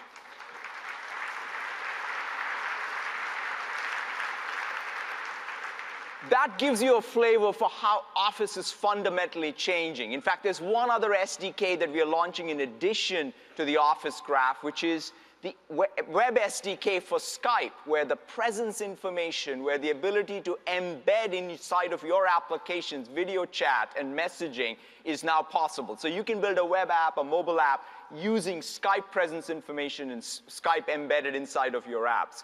This fundamental change that we are making to Office, this fundamental platform shift of Office, where the users, the 1 billion plus users of Office are available for you as developers, the semantically rich graph that is available for you to consume and extend, and to drive additional engagement through intelligence, we believe is going to change the very fundamental nature of what Office is to becoming really a platform from us and from you together.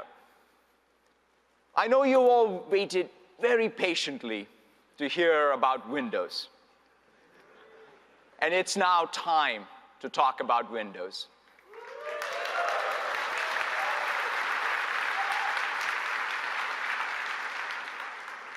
Windows 10, as I said, is not just another release of Windows. it is a new generation of Windows. It is Windows built for this era of more personal computing. It's built where mobility of the experience across devices is what is paramount, not just the mobility of the device. It's built such that users can interact with the variety of devices that are going to be powered by Windows in the most natural of ways. It could be touch, it could be ink, speech, mouse and keyboard, or even holograms. It is also built with a foundation of trust. When we talk about more personal, it becomes even more important to know that the data that you are giving the system is being used to benefit the user. Those are the foundational things that drive more personal computing for us. But it's just not that. It is a very different Windows in terms of how we deliver it, how we keep it alive. It's a service. We want to make sure that for every developer here, you have the widest, vibrant user base that your applications can target. We also have a unified platform.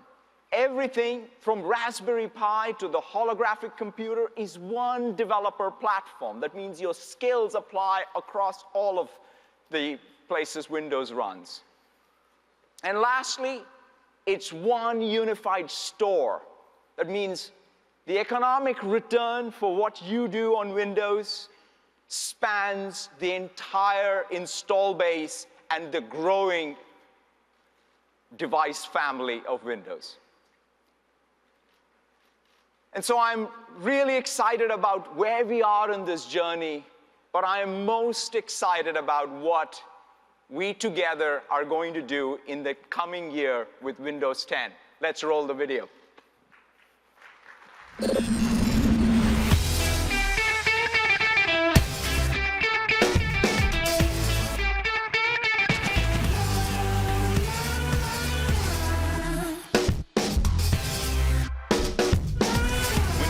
Embodies what our consumer and our enterprise customers are demanding.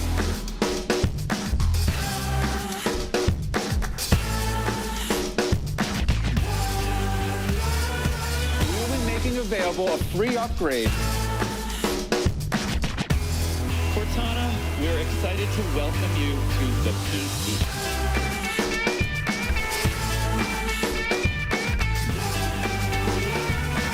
Windows Insider program gives us that connection at an earlier phase than at any other time in the history of Windows.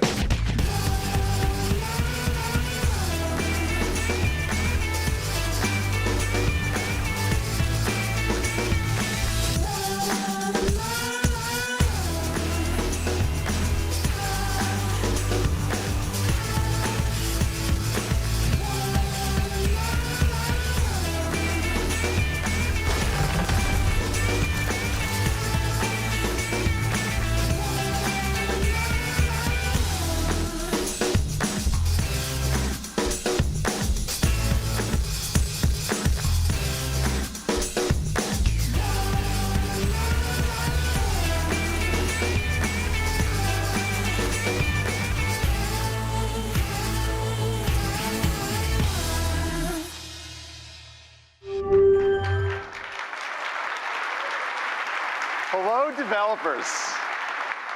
It is so great to be back here at Build to talk about Windows 10. Satya has shared that our aspiration is for customers, for end users to love using Windows 10. Well, we also have this aspiration for you to love developing for Windows 10. Our goal is to make Windows 10 the most attractive development platform ever, enabling you to build the most innovative applications, applications that your customers never before thought possible. Integrate Cortana into your apps. Integrate Xbox Live into your apps, giving your customers awards and achievements, or bring them to life with the avatar.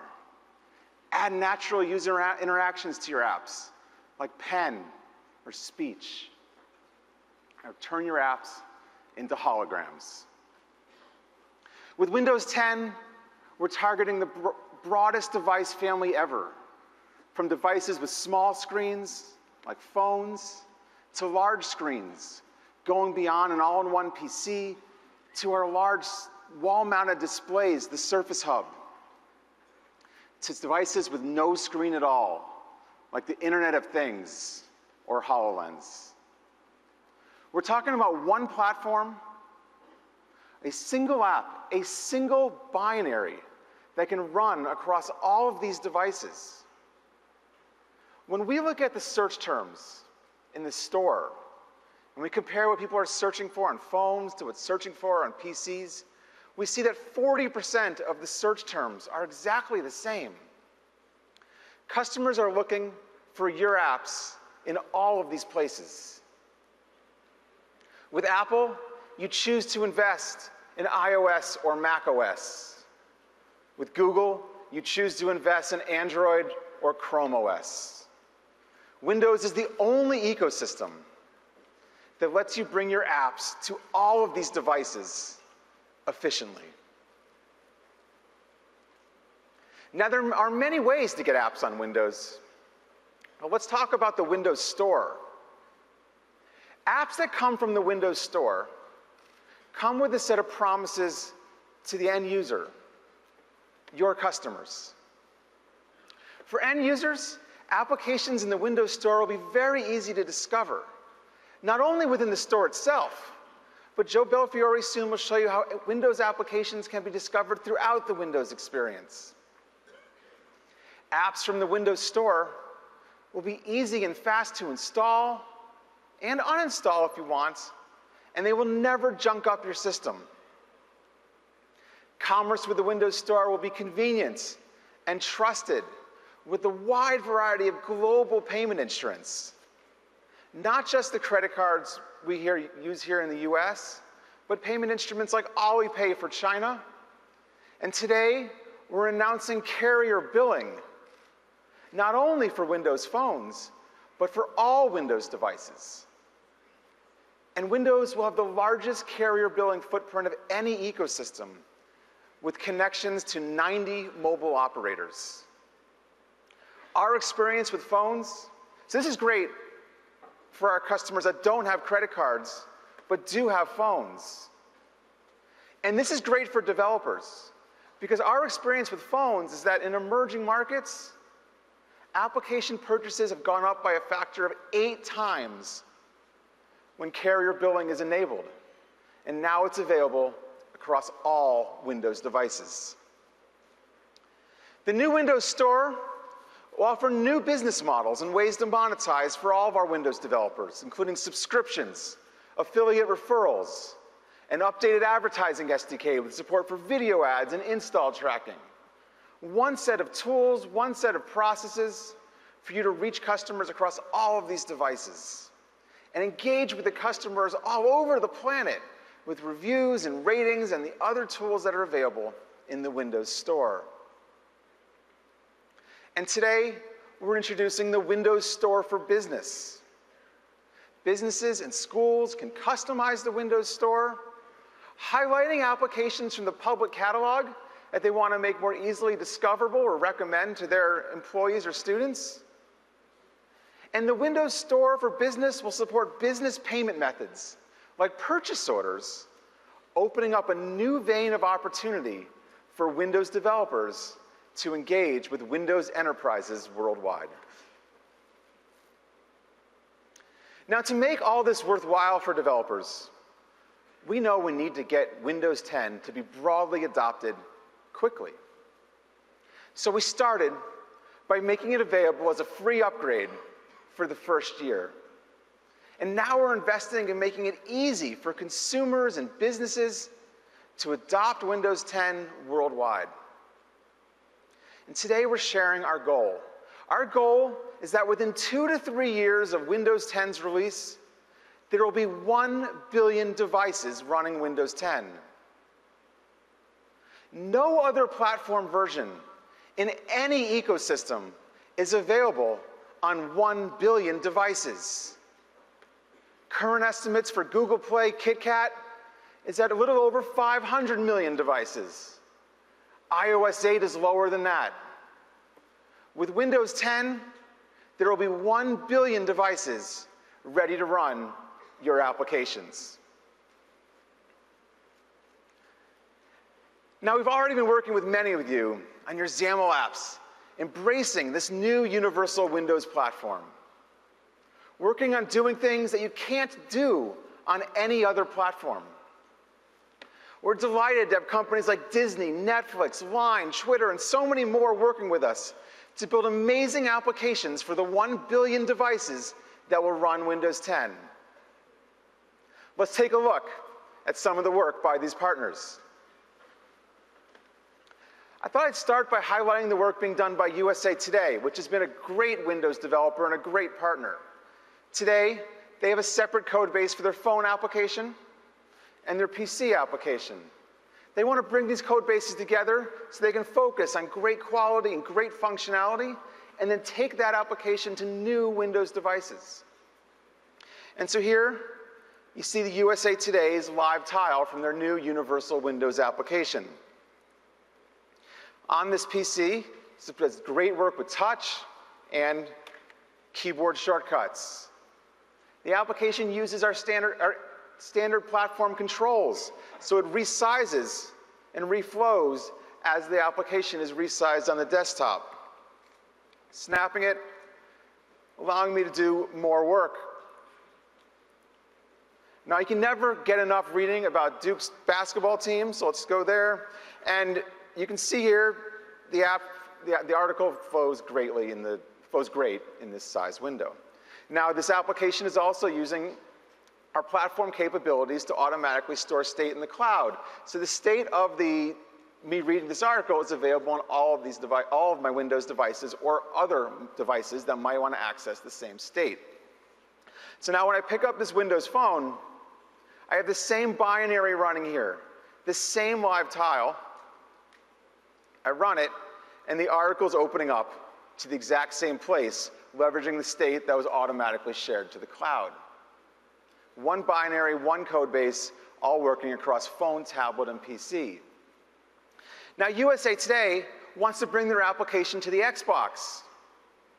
But we don't do a lot of reading of articles on the Xbox, so they wanted to tailor the application, filter the application down to just video feeds. So they invested 1 hour in their universal Windows application code base, and here it is running on the Xbox, filtered down to just video. I'm navigating it with the controller. Two different national parks. Navigate down, and I see the same video controls that are available across the Windows 10 platform. Navigating down further in the controller, and I get recommended video articles. So an investment in this one universal Windows application. They now have phones, tablets, PCs, interactive television, all covered with one code base and one app. That's cool.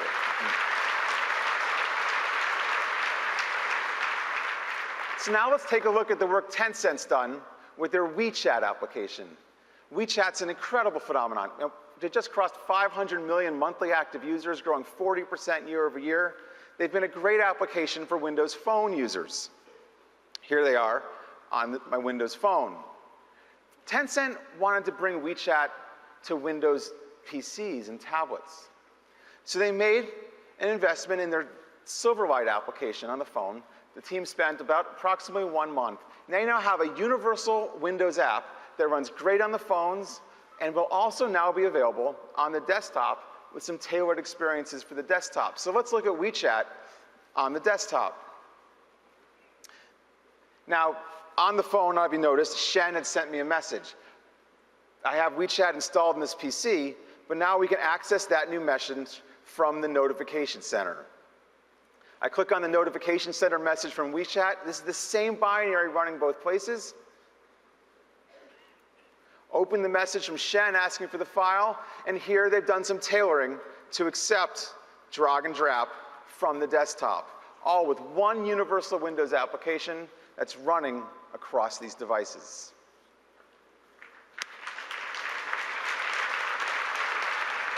So USA Today and WeChat are just a couple of the many great apps coming to the Universal Windows platform. In a few minutes, Joe Belfiore will join us and show how universal Windows apps are going to enable you to do things you never thought possible on a phone. And Alex Kipman's going to join to talk about how universal Windows apps you never thought possible on HoloLens. Now, partners like these are giving us great feedback as they engage across all these devices with the universal Windows platform. Netflix loves it. They can deploy their apps efficiently everywhere. The team at Trivia Crack, my favorite, it's a great game. Trivia Crack, told us that developing a universal app is 4 times faster than developing for Android and iOS.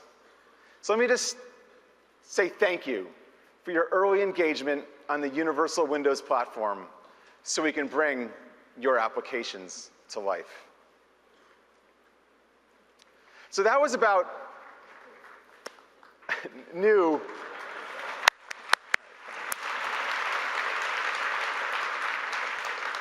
So that was all about new universal Windows apps. But today we want to talk also about your current code, your current apps. Windows has always embraced a wide variety of technologies to build great apps. And today, we're going to announce 4 new ones. 4 new ways to leverage your existing code and skills. 4 new ways to reduce the cost and effort, making it easy for you to bring applications to the Windows Store. 4 new ways to delight 1 billion Windows 10 customers at home, at school, and at work. Let's start by talking about the web. Now, many of you have websites that provide great functionality to your customers. Today, I'm announcing that you can reuse your current server-hosted website code and tools and take advantage of the rich capabilities of the universal Windows platform. To have your website send notifications, to give your website a live tile, have your website integrate with Cortana, do in-app purchases, integrate with Xbox Live, and more. This will help your websites reach new customers and delight Windows customers in new ways. Let's see this in action. So to demonstrate this, we're going to use a website, 22 Tracks, which DJs across Europe use to exchange their tunes. It's a very rich website, uses WebGL, reflows to the browser resizing. It's a great website. But what they've done is they've registered their website with the Windows Store, and then I have installed that application on this machine. Oops, there it is. And it's going to open up as an application. The server-hosted web code can detect whether the code is executing inside a browser tab or inside an application frame. When it's inside an application frame, it knows it can call the whole universal Windows platform. So now, when I close the browser tab, the website's gone. But now that it's an app, when I close the app, 22 Tracks can now send me a notification. I click on the notification, and I come back to their app. Likewise, now that 22 Tracks is can detect they're running as an app, they can efficiently, conveniently offer in-app purchases to all their customers for the music, leveraging the commerce capabilities of the Windows Store. So this is just fantastic, letting website developers leverage all of their server-hosted code and take advantage of the capabilities of the Windows platform and the Windows Store.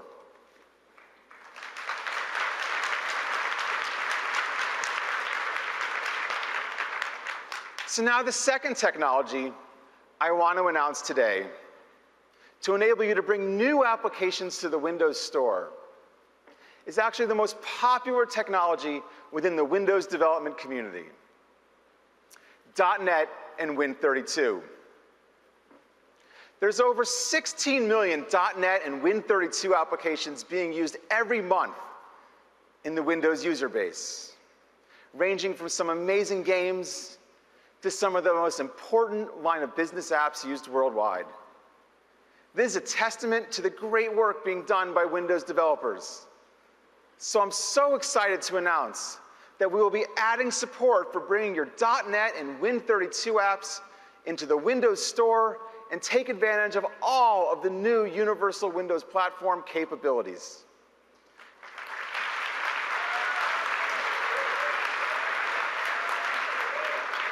To show you how this works, let's use an app that's loved by customers worldwide, one of the best Win32 applications ever, Adobe Photoshop. So here you see Adobe Photoshop elements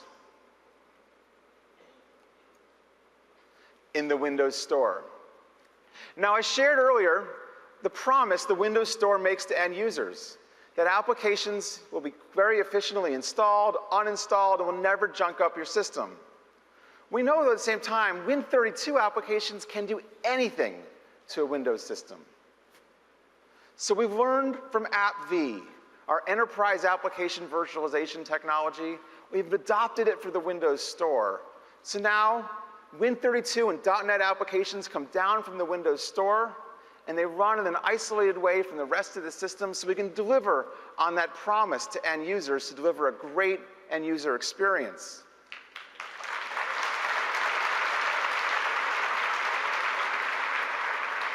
And so here is Photoshop. You can see it is the full Photoshop experience with great performance. And I'll prove that to you with the full limits of my Photoshop capabilities.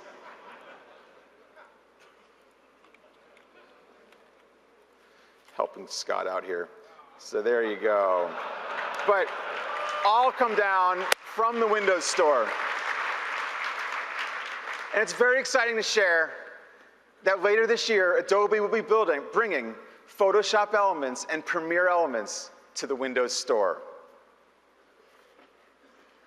So the Windows Store will have great support for apps built using web code, .NET and Win32 code, enabling you to use your current code bases, extend them using Windows 10's new platform capabilities, and delight customers across the 1 billion Windows 10 devices. Now, the third technology I am announcing today will enable developers to reuse nearly all of the Java and C++ code from an Android phone app to create apps for phones running Windows 10.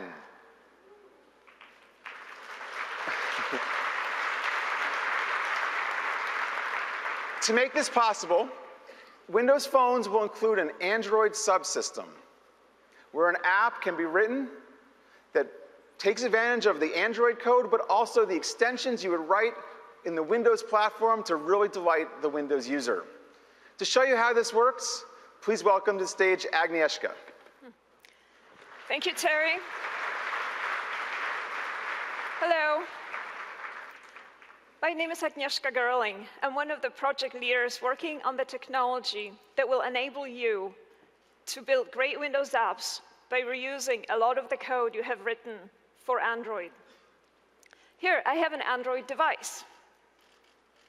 And on it, I am running the Choice Hotels app. Choice Hotels is the highest rated app in its category, makes it very easy for travelers to find a great hotel. But I'm going to switch to Windows Phone.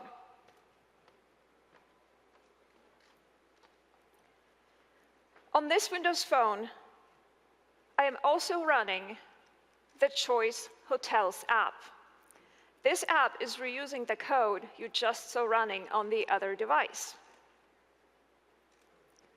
I'd like to look for hotels nearby. The app is taking advantage of the Windows Location API to find hotels in San Francisco, California. Okay. Can I have a switch? Yeah, just keep going. Device switch? Well, let's try that again. Okay, we switch. All right, as I scroll through the results, you can see that the Windows graphics and touch just work, and the app is running smoothly. It's running in the Windows security container to ensure a trustworthy experience for Windows users. I'd like to go back. And as I hit the back button, please note that the app's navigation is integrated with the Windows navigation model. I'd like to select a different city. So I am going to type in Seattle with the built-in Windows keyboard. Okay. So I have just shown you how an app can efficiently reuse its existing code to deliver a great experience on Windows. And in tomorrow's keynote, we will show you how you can light up your app's experience with native Windows features such as live tiles and with Microsoft services. Thank you. Terry, back to you. Thanks, Agnieszka.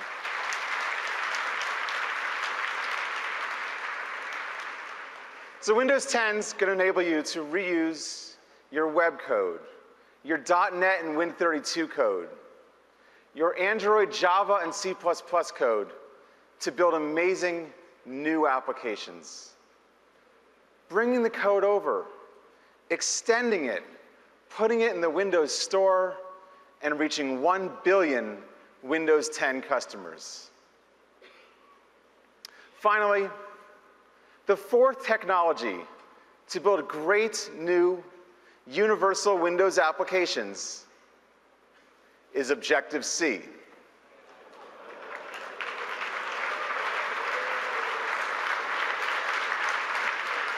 So today we're announcing that you will be able to compile the same Objective-C code that's being used in iOS applications within Visual Studio on Windows.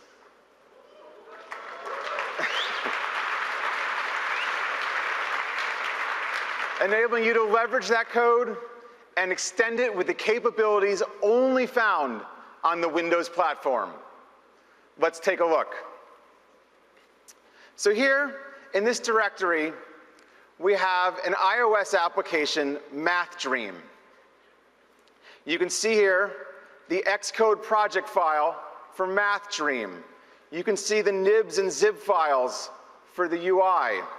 You go into the classes directory, you can see the .m files for the Objective-C. Using the toolkit we're announcing today, we've converted the Xcode project file into a Visual Studio solution. So let's open it up here in Visual Studio. You can see full support for this Visual Studio project's Objective-C. Great syntax highlighting support that you'd expect from Visual Studio, including highlighting all of the weirdness of Objective-C.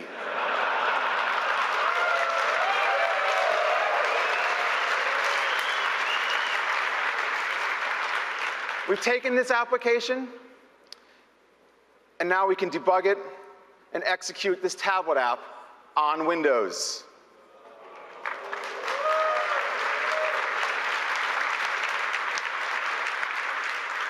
You can see that this is a relatively sophisticated app that uses UIKit, uses core animation on Windows. The performance is good, but it also works with mouse and touch. You can do very complex arithmetic, too. Look at that. But actually, that's the wrong answer, so let's adjust this to the right number of apples. And you can see, not only can it correctly do math,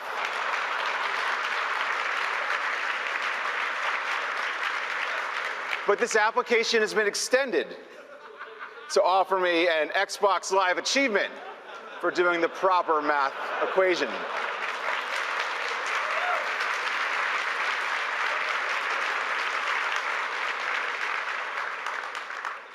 Now you might be wondering if this actually works. Will it work for a more complex app?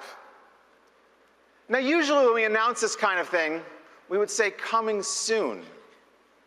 Well, in this case, it's different. We've been working with some great development partners on bringing their applications to Windows using this technology already. And today, I'm very excited to share, but this is how King brought Candy Crush Saga to Windows Phone. The app has 4.5-star reviews, 40,000 reviews. King brought the app to Windows Phone with a very fast time to market, very few code modifications, and it's a great app. And now, King will be releasing more titles for Windows 10 soon.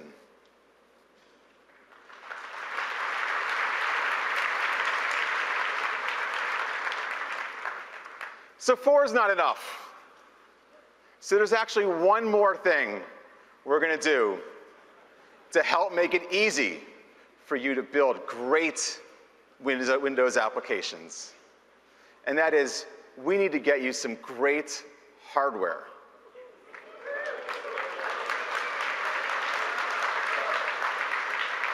So we're going to start today by giving everyone here a brand new HP Spectre 2-in-1.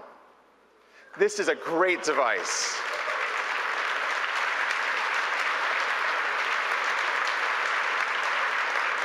Compared to a MacBook Pro, it's thinner, it's lighter, it has longer battery life, and of course, it has a touch display. And I would encourage everyone here to join the Windows Insider program, engage with us on this platform, and help shape it for your needs.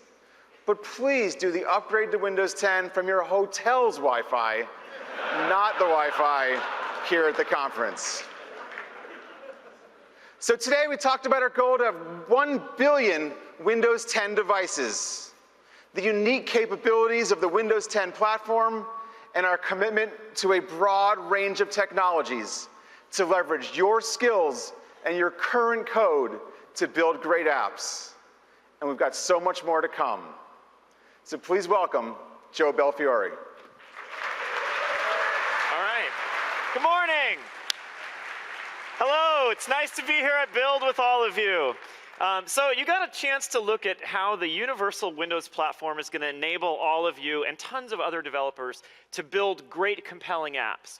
And what I'm here to do, as Terry said, is to talk about how we're going to enhance the Windows user experience so that end users on lots and lots of devices, but in particular, I'm going to focus on the PC, how end users will be able to discover and engage with all of the apps that you and we write.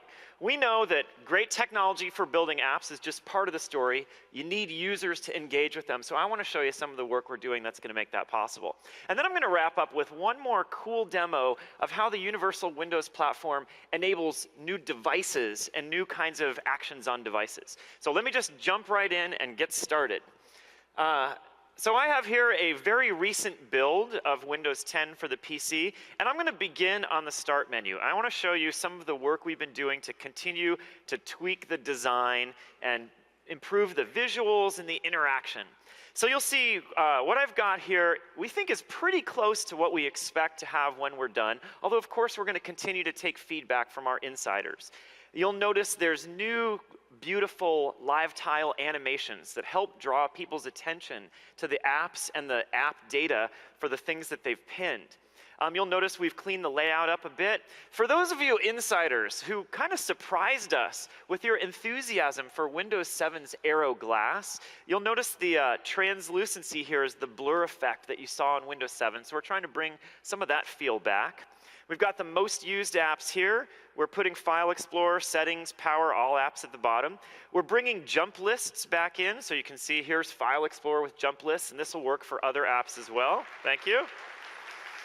But the thing I want to sort of focus on a little bit is this space right here, where in this case, I haven't installed an app for a little while. So the system is going to give us a smart suggestion for an app in the store that is going to be one that's suitable for me.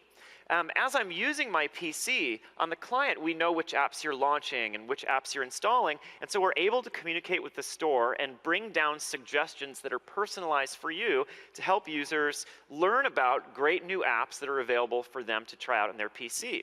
And as time goes by, we reuse that space in a smart way to help script the user's discovery of apps first, but then their engagement later. So if I've installed an app, as you see here, for a little while, while, that space becomes the recently installed app. The user can find the app, they can revisit it, and if they use it enough, it'll move its way up into the most used section automatically. And of course, at any time, the user can drag from left to right to take any of those apps and pin them as full live tiles. So think of this as the user's life cycle of discovery and engagement and reuse, which we're trying to script right into the start menu.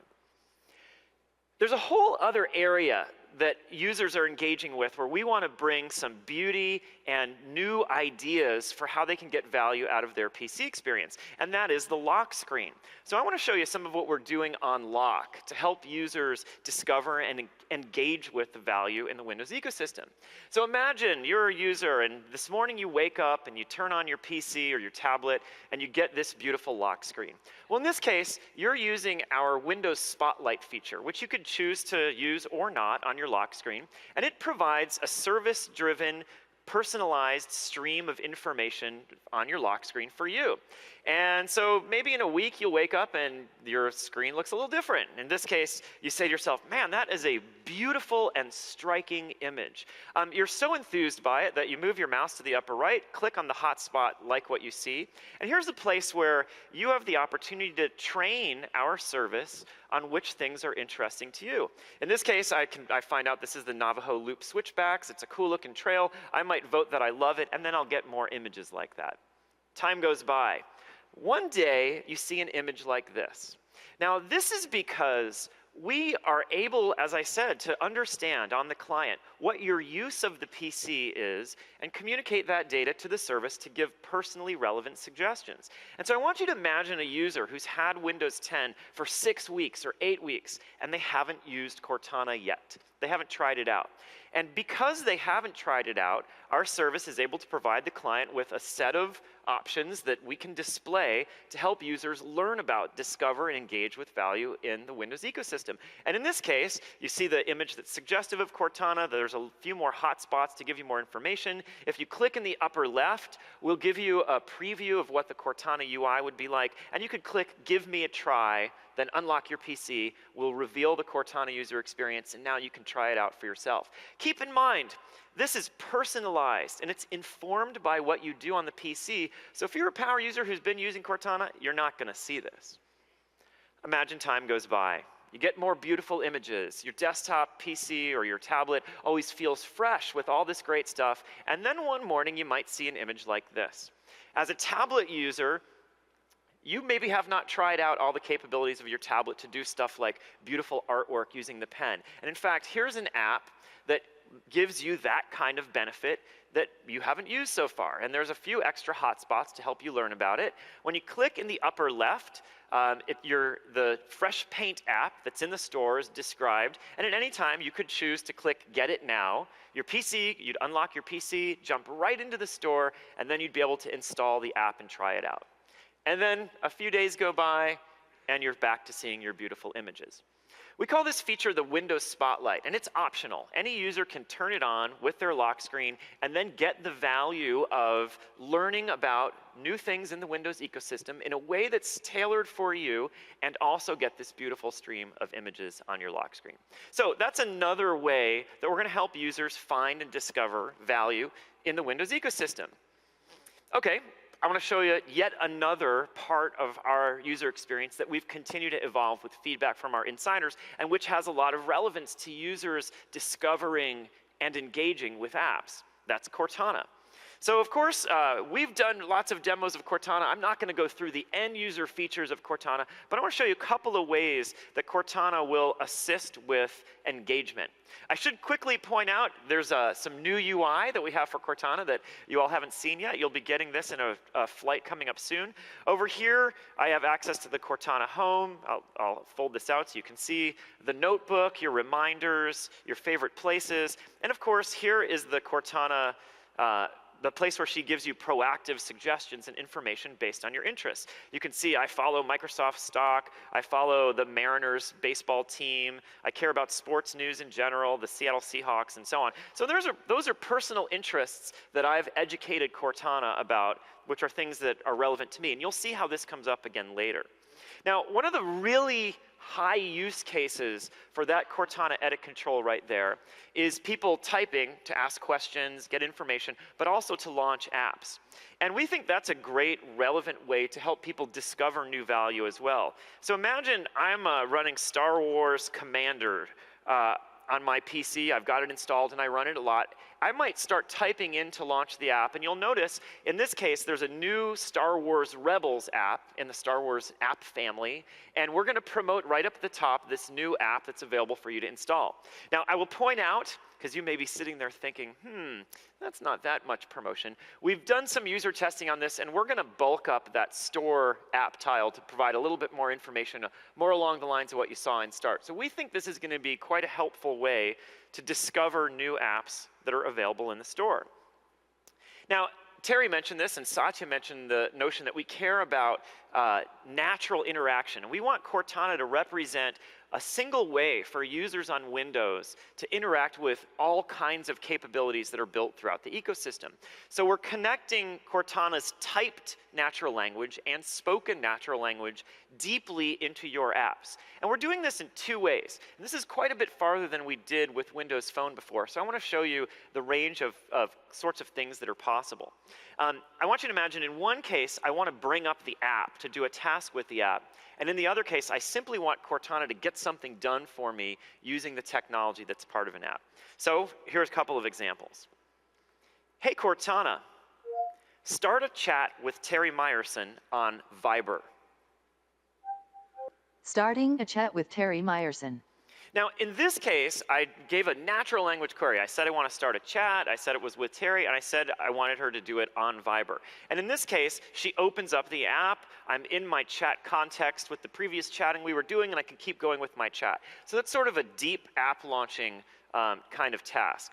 But then there's a whole class of tasks where we want Cortana to represent being a personal assistant that can get things done for you, even using the capabilities that are written into the apps that are part of the Windows ecosystem. So I can ask Cortana to execute commands in apps and get confirmation right on her canvas. Hey, Cortana, tell Terry Myerson I'm running really late using Viber. Okay, message Terry Myerson on Viber. Myerson, I'm running really late. Sounds good? Yep.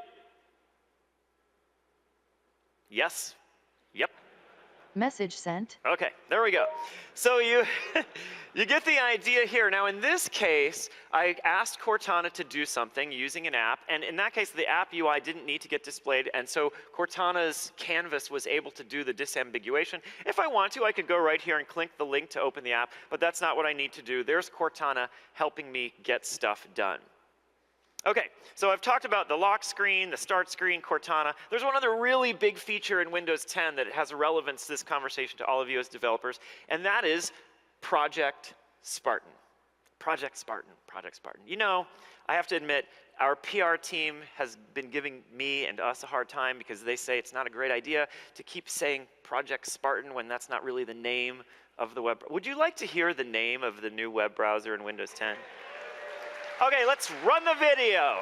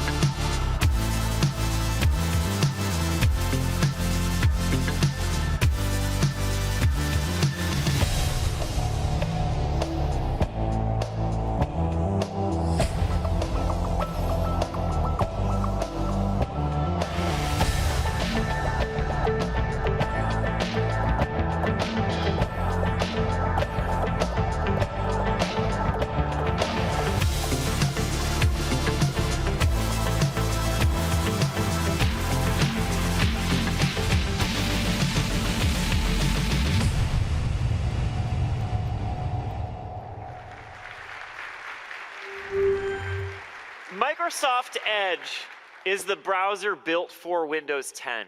And it'll be available on the widest range of Windows 10 devices. And for us, the name refers to the idea of being on the edge of consuming and creating. It refers to the developer notion of being closest to the modern capabilities of the web.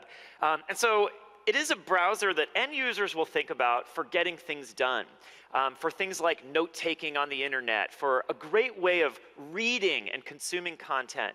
And it's a browser that has Cortana built in, so it learns the things that you care about and helps you get things done.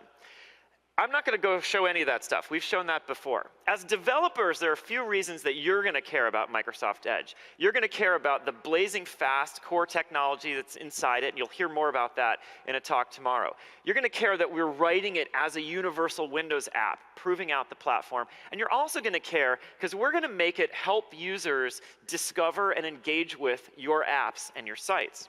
So let me come over here and show you some of what we're doing there. And I'm going to come down here to the E icon on the taskbar, which now has a completely different and better meaning than it has for a while, and open up Microsoft Edge.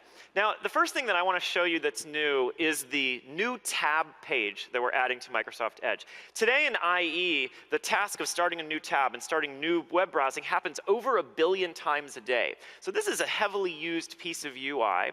And you'll see here how we're going to take advantage of Cortana's presence in the browser and understanding of you, along with an understanding of value in the ecosystem to give users a great way to start their web browsing experience or to discover other things. So you can see, of course, I can type to enter a web address or do a search. Up here are my top sites. And in some cases, there's an app available for these sites in the store, so we make that discoverable and available. As I scroll down, you'll see here's some featured apps that we're showing. Here's a lot of news stories that are relevant to me. In fact, my sports favorites that you saw in Cortana and my stock watch list in Cortana, those are represented right here in the new tab page. That's an example of Cortana helping to compose this in a way that's useful to me. So that's new tab. And we've been testing this a ton, and we're optimistic about its opportunity to help people discover and connect with work that you all do on the web and in apps. Now, there's another big thing that we're doing in Microsoft Edge that has huge relevance to you, and that is enabling users to engage with your sites and give you a shot at starting to write some web code, which you may put into an app, via web extensions built into Microsoft Edge. So I'm going to show you a couple of web extensions. This is HTML and JavaScript, web extensions using web standards that people have been writing for Firefox and Chrome for quite a while. We've grabbed a couple of these from Chrome with just a few minor modifications, and we're lighting them up right in here in Microsoft Edge. So the first thing, how many Reddit users do we have? Yes? Come on, you must be Reddit users.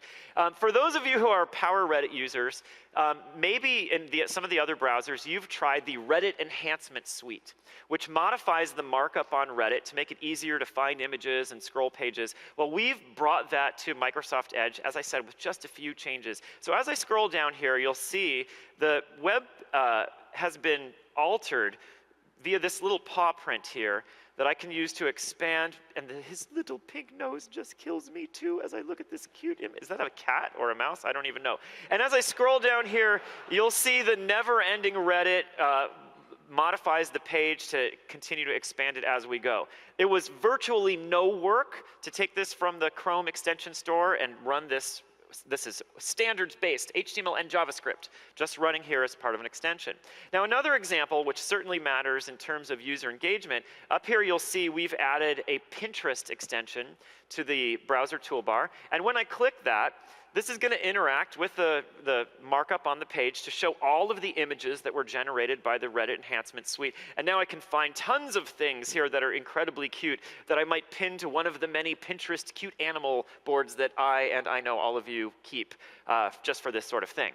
So with Microsoft Edge and the new support for these extensions, you'll see how we're going to enable people to discover and engage with code that you're propping up on the web. And as I said, of course, you could bring that into an app as well. So you've seen, for engagement, the start screen, the lock screen. You've seen Cortana, and Microsoft Edge, all helping people discover value in the Windows ecosystem.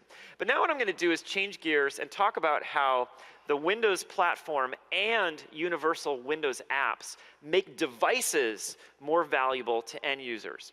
In general, we have a vision and an idea that the Windows platform and apps written for it should be able to flex to different screen sizes and different input methods, not by writing separate code, but by having a platform that's smart enough to do it. In fact, even dynamically on the same device. And we call this feature Continuum. It's a promise to end users made along with our OEM partners that devices can flex. So I want to show you some of the ways that Continuum is evolving, and I want to show you some of the ways that your apps can light up a great Continuum experience. I'm going to start with an 8-inch tablet. This is a Lenovo ThinkPad. It's running full Windows. It's got an Intel-compatible part. And the first thing you might notice, of course, I'm going to use this in tablet mode. So you're looking at tablet mode. But for those of you who've paid attention closely, and especially if you've given us feedback, our touch start in tablet mode, we've simplified here. We've made the live tiles bigger. This looks very familiar to Windows 8 users. And the extra stuff, your most used list, your sign in, things like File Explorer settings, the power switch, are all over here. I can navigate to all apps. All apps are shown nicely in this list. We now have jump lists working in here in a nice way with animation and so on. So it's really easy for me to navigate around my apps. Of course, down here in the system task switcher, I've got my task switching button, which I can use to switch between lots of apps. Here's Excel. That's the Excel for Windows 10. And what I'm going to do here is jump into Maps. And I want to do some navigation in the Maps app here. And I want to show you how this will scale to a more full PC-like experience. So here I am in my map. I'm going to go up here, choose the Favorites menu. And down here in this panel on the bottom, we're first going to navigate to New York City. And I want to point out that the system UI now includes a global back button. So I'll hit the back button. The app navigates back, and now we'll navigate to Tampa. Now what I'm going to do, I want you to think about me using this in a very natural, touch-friendly way. But now, since it's a full PC, I'm going to bring it back to my office, and I'm just going to dock it in here. And when I do, I want you to notice how the Maps app experience changes to adapt. The panel that was on the bottom when I was in portrait mode is now on the left side. And in fact, when I restore this window, I've now got my Excel, I've got my PowerPoint, all here running in a familiar way with Windows that I can minimize and restore in PC mode. So that's an example of Continuum really helping me flex on a small tablet. The next example I want to show you that's new is here on this Surface Pro 3, where I have a rich, complex Win32 app. This is Autodesk's Maya. It's a high-end, heavily used, very popular 3D authoring app. And if you notice the UI, I've got lots of toolbars and palettes. Down here, I've got the timeline where I might edit animation of my 3D character. But imagine I'm an artist, and so I might use this docked with a big screen keyboard and mouse. I might use it like this. But sometimes I'm going to remove the keyboard entirely and use it like a tablet. And in this case, here's a Win32 app responding to that change in state in the system and adapting its UI. And now I can use touch, or I could use the pen to be able to do things like mark up right on the character. Maybe I'm now going to be in this mode where I want to take notes for people on my team, share my thoughts on the character. The app flexes to take advantage of the use of the pen and touch as opposed to mouse and keyboard, and in that case, using Win32. Now, I have one last thing I want to show. Thank you. I have one last thing I want to show. So far, we've shown this Continuum feature working with our shell and with apps on the PC and watching the PC device flex across these form factors. But we have a vision that not only the PC can benefit from flexibility in use of input devices and screen sizes, so too can the phone. And so today we're excited to show for the first time Continuum for phones built into Windows 10. So let me give you a look at how that works. So over here, I should point out, we need new hardware for this, and I don't have that hardware working today. In fact, we're going to try a demo of that at a session on Thursday. So you're seeing a simulation. What I'm going to do is connect my phone, and let's see, get this going.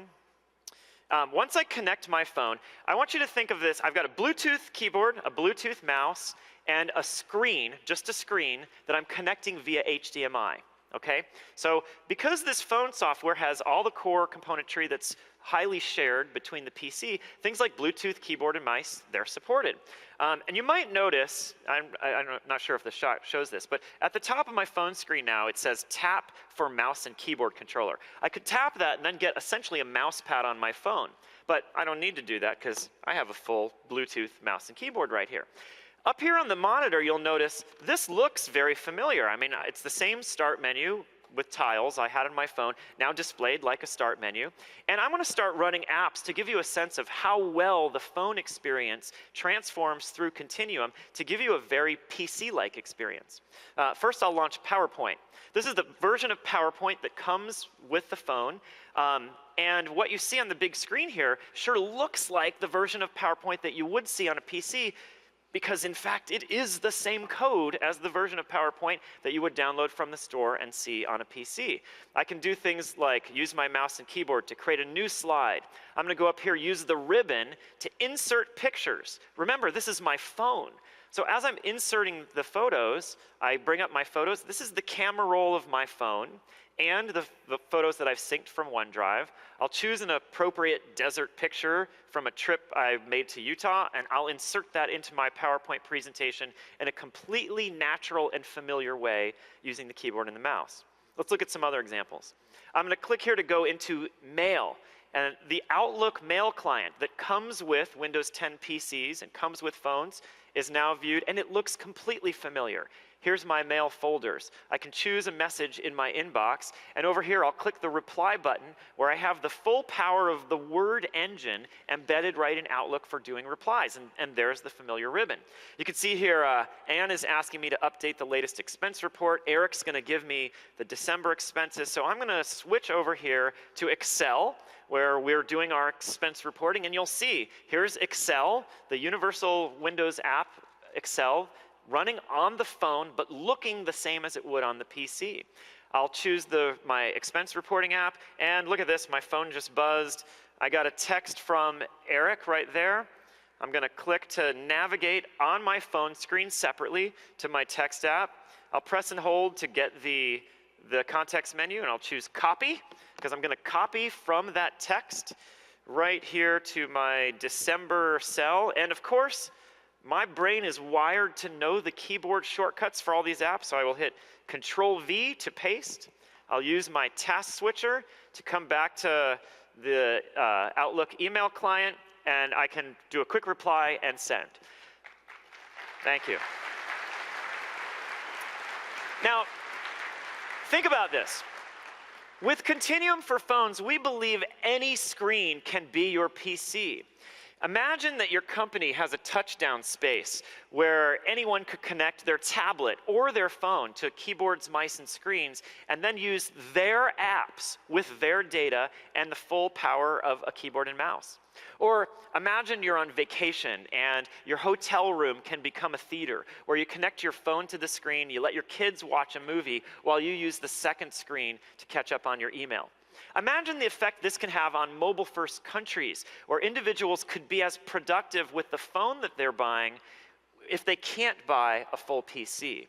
So what we're trying to show here today with Continuum is our unique vision for phones and enabling them to scale up to a full PC-like experience. And what we have so far is just the first step, because it requires all of you writing these universal Windows apps whose UI can scale and adjust to different form factors, input types, and screen sizes. As I said, this capability will require new devices that can drive dual screen, and you'll hear more about them later. So that is my quick look at how we're going to help all of you and our end users discover value in the Windows ecosystem on the lock screen, on the start screen, with Cortana, with Microsoft Edge, and how we're going to enable great new devices with Continuum.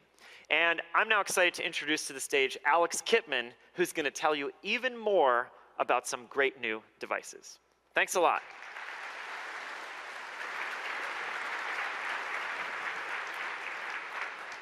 Thank you, Joe, and good morning, everyone. Now, Joe just showed you how to do incredible things with Windows, from the little screen to the big screen.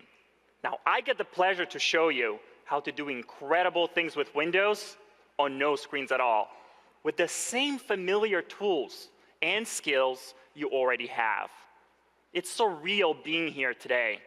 Less than 100 days since we mixed holograms with our world. Less than 100 days ago, we showed you how Windows Holographic amplifies what is human about each of us.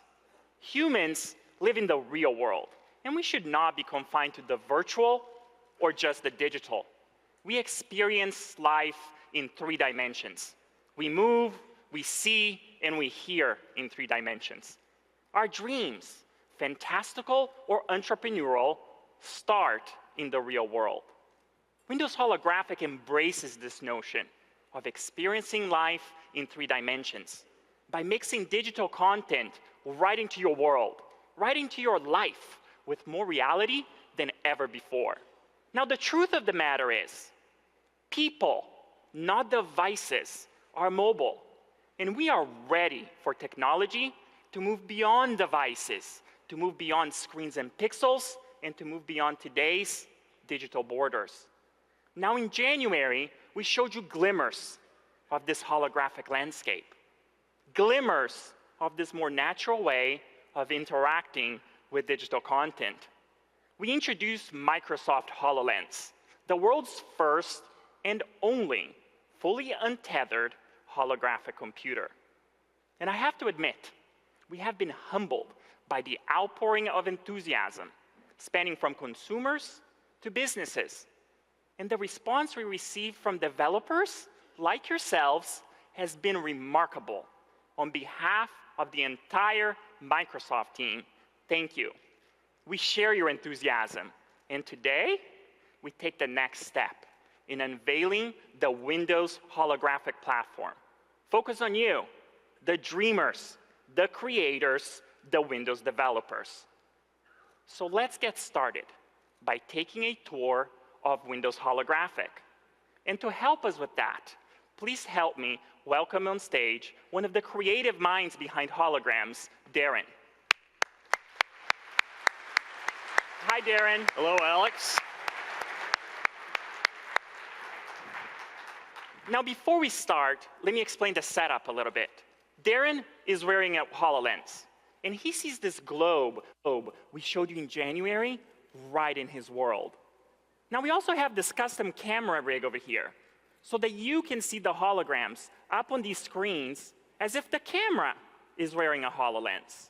Now, when we introduced Windows Holographic, the globe was just a slide. Today, Darren is experiencing it as a universal Windows app. And guess what? It's running on Windows 10. Welcome to Windows Holographic.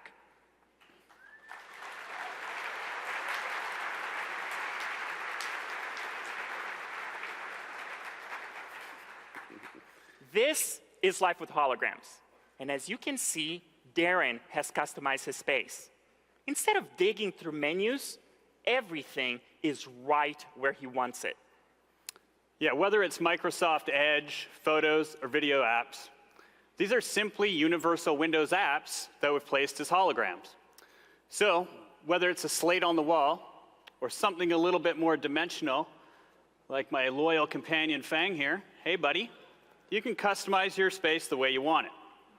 Now I want to add something to my space, so I'm going to pull up my holographic start menu, and I'm going to open up Skype. I'm the worst at keeping in touch, so I'm going to take the people that matter most to me, and I'm going to pin them to this wall right here. That way, every time I walk into this room, I'll see their smiling faces and be inspired to reach out to them. We're all creatures of habit, and we do different things in different spaces in our homes. This stage, as an example, is modeled after Darren's apartment. Yeah, and this is where I'd hang out in my apartment and surround myself with the applications that I want to access or just check out. For example, I'm planning a trip to Hawaii in a couple weeks, so I placed this awesome weather app over here So when I'm moving around, I can easily glance at it, reference it, and understand what the weather's going to be like when I get there, hopefully still hot. Then if I look up here on the wall, to my left, I've got a video player. I simply reach out, air tap, and I'm right in the action. Now, what if Darren has things to do around the house? He shouldn't be confined to watching just on one wall.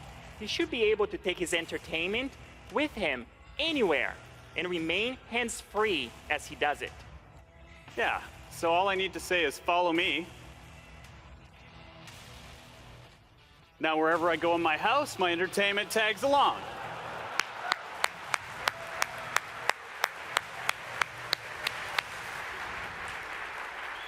All right.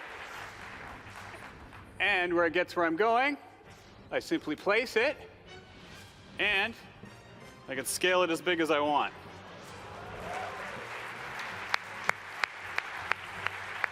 Now, that's not something just a video player does. Every single universal Windows app has the same capabilities. For example, I placed a calendar over here because, as Alex will tell you, I'm late for pretty much every meeting.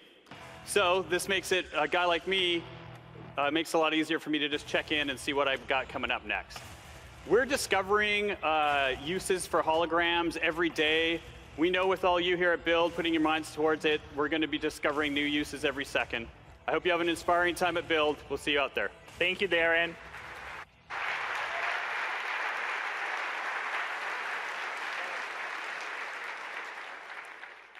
As you just saw, holographic computing can seamlessly connect the digital world with real life. This mixed reality grants us permission to reinvent productivity by creating experiences not possible on any other device or any other platform. Back in January, we asked you to imagine an architect walking around their designs while clients review them remotely. Now, the construction industry is a multi-billion-dollar industry, yet many of their processes have remained unchanged. Over the past few months, we have had the great honor to partner with an organization that has been transforming the construction industry for over 60 years. So let's take a sneak peek at how holographic computing, enabled by Windows 10, is fundamentally changing how they think about architecture, construction, and collaboration. Architects are dealing with shapes and spaces and light, and they dream in 3D. And then you need to translate this design into a set of 2D documents. Hololens present a completely new paradigm. Trimble provides design solutions for architects and structural engineers. Anything that involves getting dirty is our business. Literally hundreds of enterprises can be represented on a job site. Today, the best way those companies have to interact with each other is paper drawings. But people aren't good at visualizing 3D. Microsoft Hololens is a head-mounted, self-contained computer that lets you see holograms in the real world. You get the physical model as a focus point for the team to collaborate around. And you get the hologram with the flexibility, with the ability to run quick iterations. You'll see how it brought in the courtyard that you suggested. You see that mouse go off the screen and into holographic space, and you're then interacting with the hologram with the mouse. The thing that we can do for architects is really give them much higher confidence around decision making. One way we can do that is we can allow them to literally immerse themselves in the scene that they're building and see street side how the building's going to look. Visualizing design data in the context of the real environment is a much better way to make sure that the design is implemented correctly on site. Microsoft HoloLens allows you to collaborate with somebody regardless of distance, like they were there. Hello there. Hey, Igor, where they're trying to put this door, there's a beam behind here. I'm looking at this beam. We're interacting with it about a problem that we can see and being able to solve that problem with all the data that we need in front of us in real time. When I'm talking about enterprise construction, I always compare it to people trying to make music together. Each one of them is contributing to the harmony, but they all should be completely synced. My gray hair says I've been doing this for a while. I've seen a lot of these new things come and go. And I expect in 5 years, we'll all be interacting with the world with this kind of technology.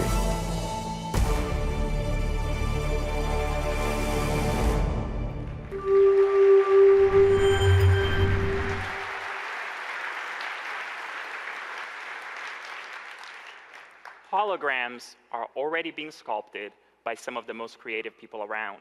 Now, with this ability to design and shape holograms, you have a new medium to express your creativity, to visualize your work and share ideas. Your digital creations become so much more relevant when they come to life in the real world. But that's just the beginning of what holograms can enable. Windows Holographic also provides you with a unique opportunity to change how you teach and learn in more effective ways. On January 21st, we asked you to imagine a surgeon learning a procedure without picking up a scalpel. Since then, we have partnered with an institution accustomed to thinking beyond the possible. And to show us what they have been up to, please help me welcome on stage Professor Mark Griswold from Case Western Reserve University and our team member, Michelle. Hi, Mark. Hey, Alex. Hi, Michelle. Good morning. Now, Mark is part of a team from Case Western and the Cleveland Clinic. We invited them to use Windows Holographic to advance medical education beyond what is possible with today's state-of-the-art. Take it away. Thanks, Alex. Today we use a combination of cadavers and medical illustrations to teach students anatomy. This is a curriculum that hasn't drastically changed in over 100 years because there simply hasn't been another way. The mixed reality of the Hololens has the potential to revolutionize this education by bringing 3D content into the real world. Now, one of the biggest challenges for students learning anatomy is understanding the body in 3 dimensions and how all the different systems fit together. Using holograms, we can easily separate and focus in on individual systems. For example, we can focus in on the femur, and students can immediately see some of the types of fractures they may one day encounter in the clinic. Now, I can leverage all of these new capabilities while maintaining the important connection with my students. When we're both wearing a HoloLens, I can see what they're looking at, what they're interacting with. I can assess their progress, and they can communicate with me and each other naturally. For example, I can see if Michelle has a question in class, or whether Gwen has a question while learning remotely. Now, obviously, a cadaver doesn't move. This makes it difficult to see the way a living body actually works. HoloLens doesn't have this limitation. Systems can be animated to easily see how things function. Let's take a look at the center of the cardiovascular system, the heart. It's an amazing organ. In reality, it's about the size of your fist. With HoloLens, we can easily scale up the heart to let students see minute details. We can even see inside the heart to see the valves in action. This is a new way of seeing things, and it has the potential to help students understand the structure and physiology of the body in a way that's just not possible today.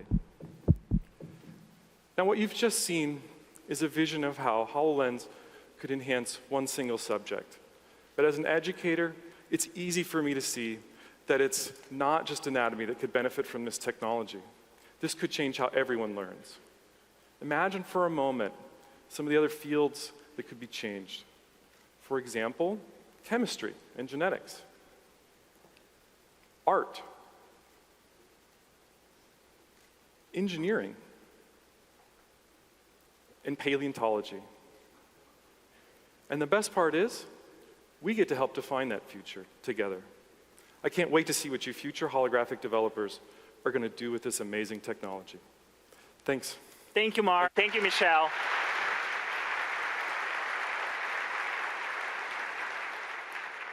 And thank you to our friends at Case Western and the Cleveland Clinic.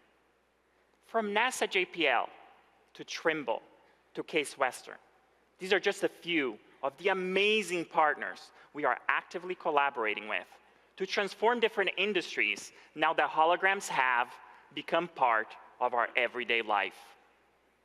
Now I feel very fortunate to be in this moment in time. All the different pieces are starting to fall into place. As we enter this decade, the amount of processing power you can get into a small form factor for a reasonable price point is just staggering. Even in the last few years, as we developed HoloLens, the innovation in optics, sensors, and silicon has allowed us to move forward a few orders of magnitude. Now, people used to say, computers today can do enough. My apps run just fine. The internet runs just fine. What are we going to do with all of this extra computing power? And the answer to that is that we are going to put a different emphasis on it. New workloads focus on solving brand new problems. In other words, we are going to start using all of this power specifically to help us understand humans and the world around us. So how do you do this? With no wires, with no markers, no external cameras, with no phones, and no connection to a PC required. Let's learn a little bit more about this amazing, magical device that is Microsoft HoloLens. The hardware allows us to take these visions, these ideas about these new products, and make it all real. Imagine a computer that allows you to put your images anywhere, and you can interact with things as a combination of the real world and holograms. You have a bunch of different systems that need to come together in one big symphony. Every time you think you understand it, it's like peeling an onion. There's suddenly another layer of things which you suddenly realize, oh yeah, of course, we have to figure that out now. We don't have room for error, we don't have room for drift, we don't have room for those normal things that happen in a device. So it's working with these people across the world and bringing it all together into this brand new product. We envisioned an all-in-one device that is untethered, with built-in batteries, hands-free, and floating audio. You have to come up with a holographic processing unit because you're constantly producing data every single millisecond. VisoLens is so complex. While it looks very simple and pure, it needs to accommodate so many requirements to see progressive content. The audio components need to take in all of that information about where is my head, where am I looking, so that your brain knows that there's something real over there. The enclosure wraps around the user's head to provide great weight distribution. We have so many sensors on this product. To read all those in real time and to do that in a very power-efficient way requires the power of what they developed with the new version of Windows. We need to get the hardware just right so that we can sort of unleash that creativity in the world. I think we have great ideas. I think when we get it out to developers, we're going to get hundreds of great ideas. And that's what Build Conference is all about, right? We want to get it out to people, show them, hey, this is real and this actually works. Now, let's see what you can do with it.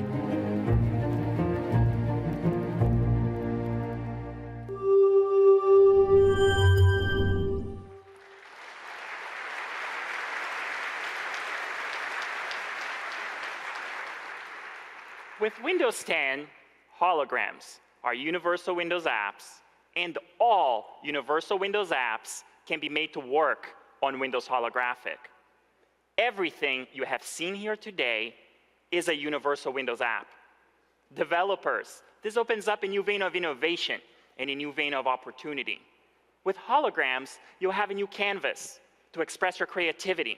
Your apps can come to life, and they can be experienced naturally in the world around you.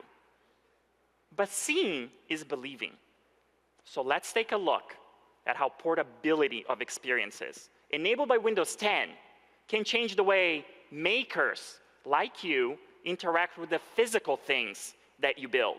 And to show us mixing holograms with IoT, please help me welcome on stage my very good friend, Miko.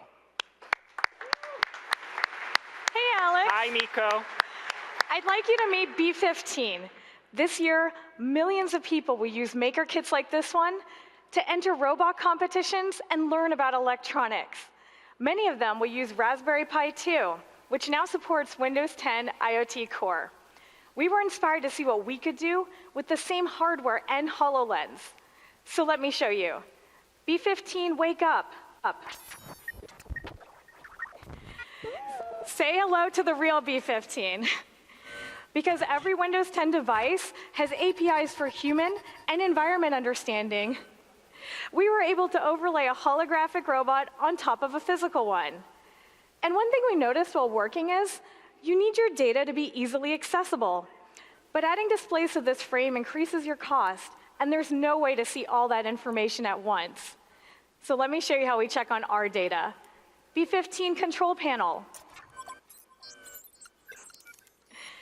This spatial UI system is a universal Windows app. I'm pulling the data from B15, making it as big as I need it to be, and placing it where it's relevant in my world. And I love it that Miko didn't have to actually go back to her desk to do it. This is a great example of how Windows 10 makes your digital life more powerful by connecting it with your real life. That's right.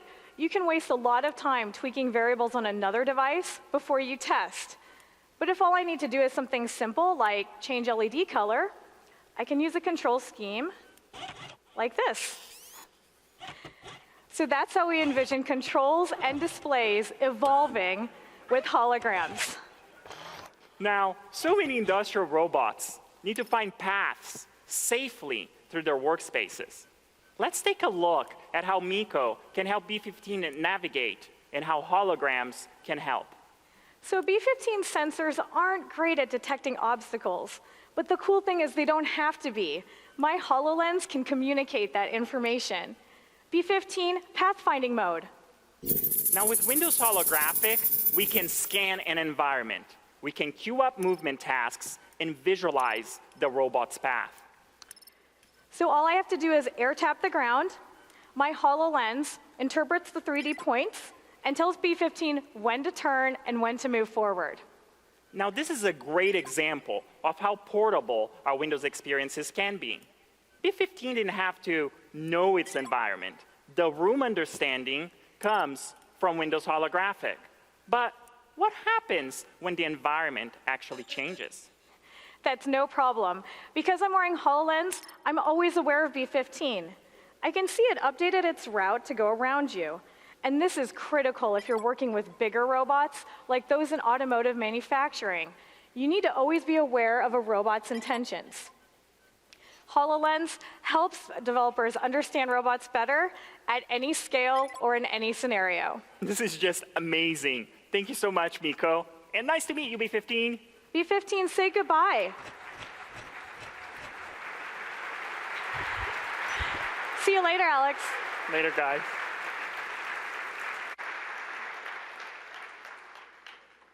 Now, at some point in time, you get this feeling you could actually be creating something meaningful. But that feeling is materially different from seeing architects excited about it, from seeing doctors and professors excited about it, for seeing developers like you excited about it. People outside of Microsoft who start understanding the tools, who start understanding what they have in front of them, who start painting with this brand new palette and these brand new paintbrushes. It's humbling and it's exciting at the same time. It is in that spirit that we have brought hundreds of HoloLens devices,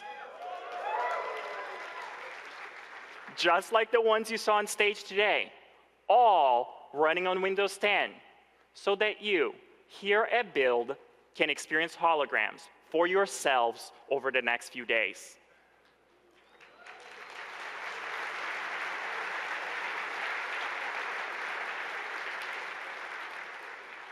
From holographic presentations featuring Skype, to one-on-one demos, like the Trimble experience I showed you earlier today, and my personal favorite, our very own Holographic Academy, where you'll be able to build your very first holographic experience from scratch. We have a lot to share with you this week here at Build. Now, registration for all of this begins after the keynote. Space is limited, so make sure you sign up for all of these activities by going to the web or simply by using the Build app. The holographic journey starts with you, the Windows developers, and it starts right here and it starts right now. And with that, I want to thank you, and let's welcome Satya back on stage. Thank you.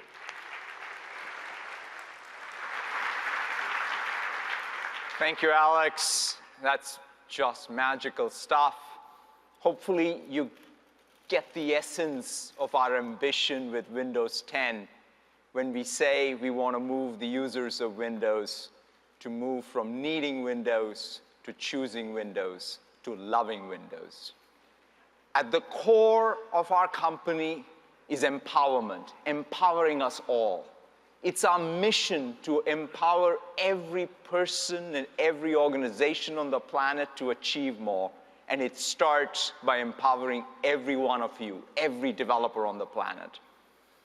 Thank you so very much for being here today and for being at this conference.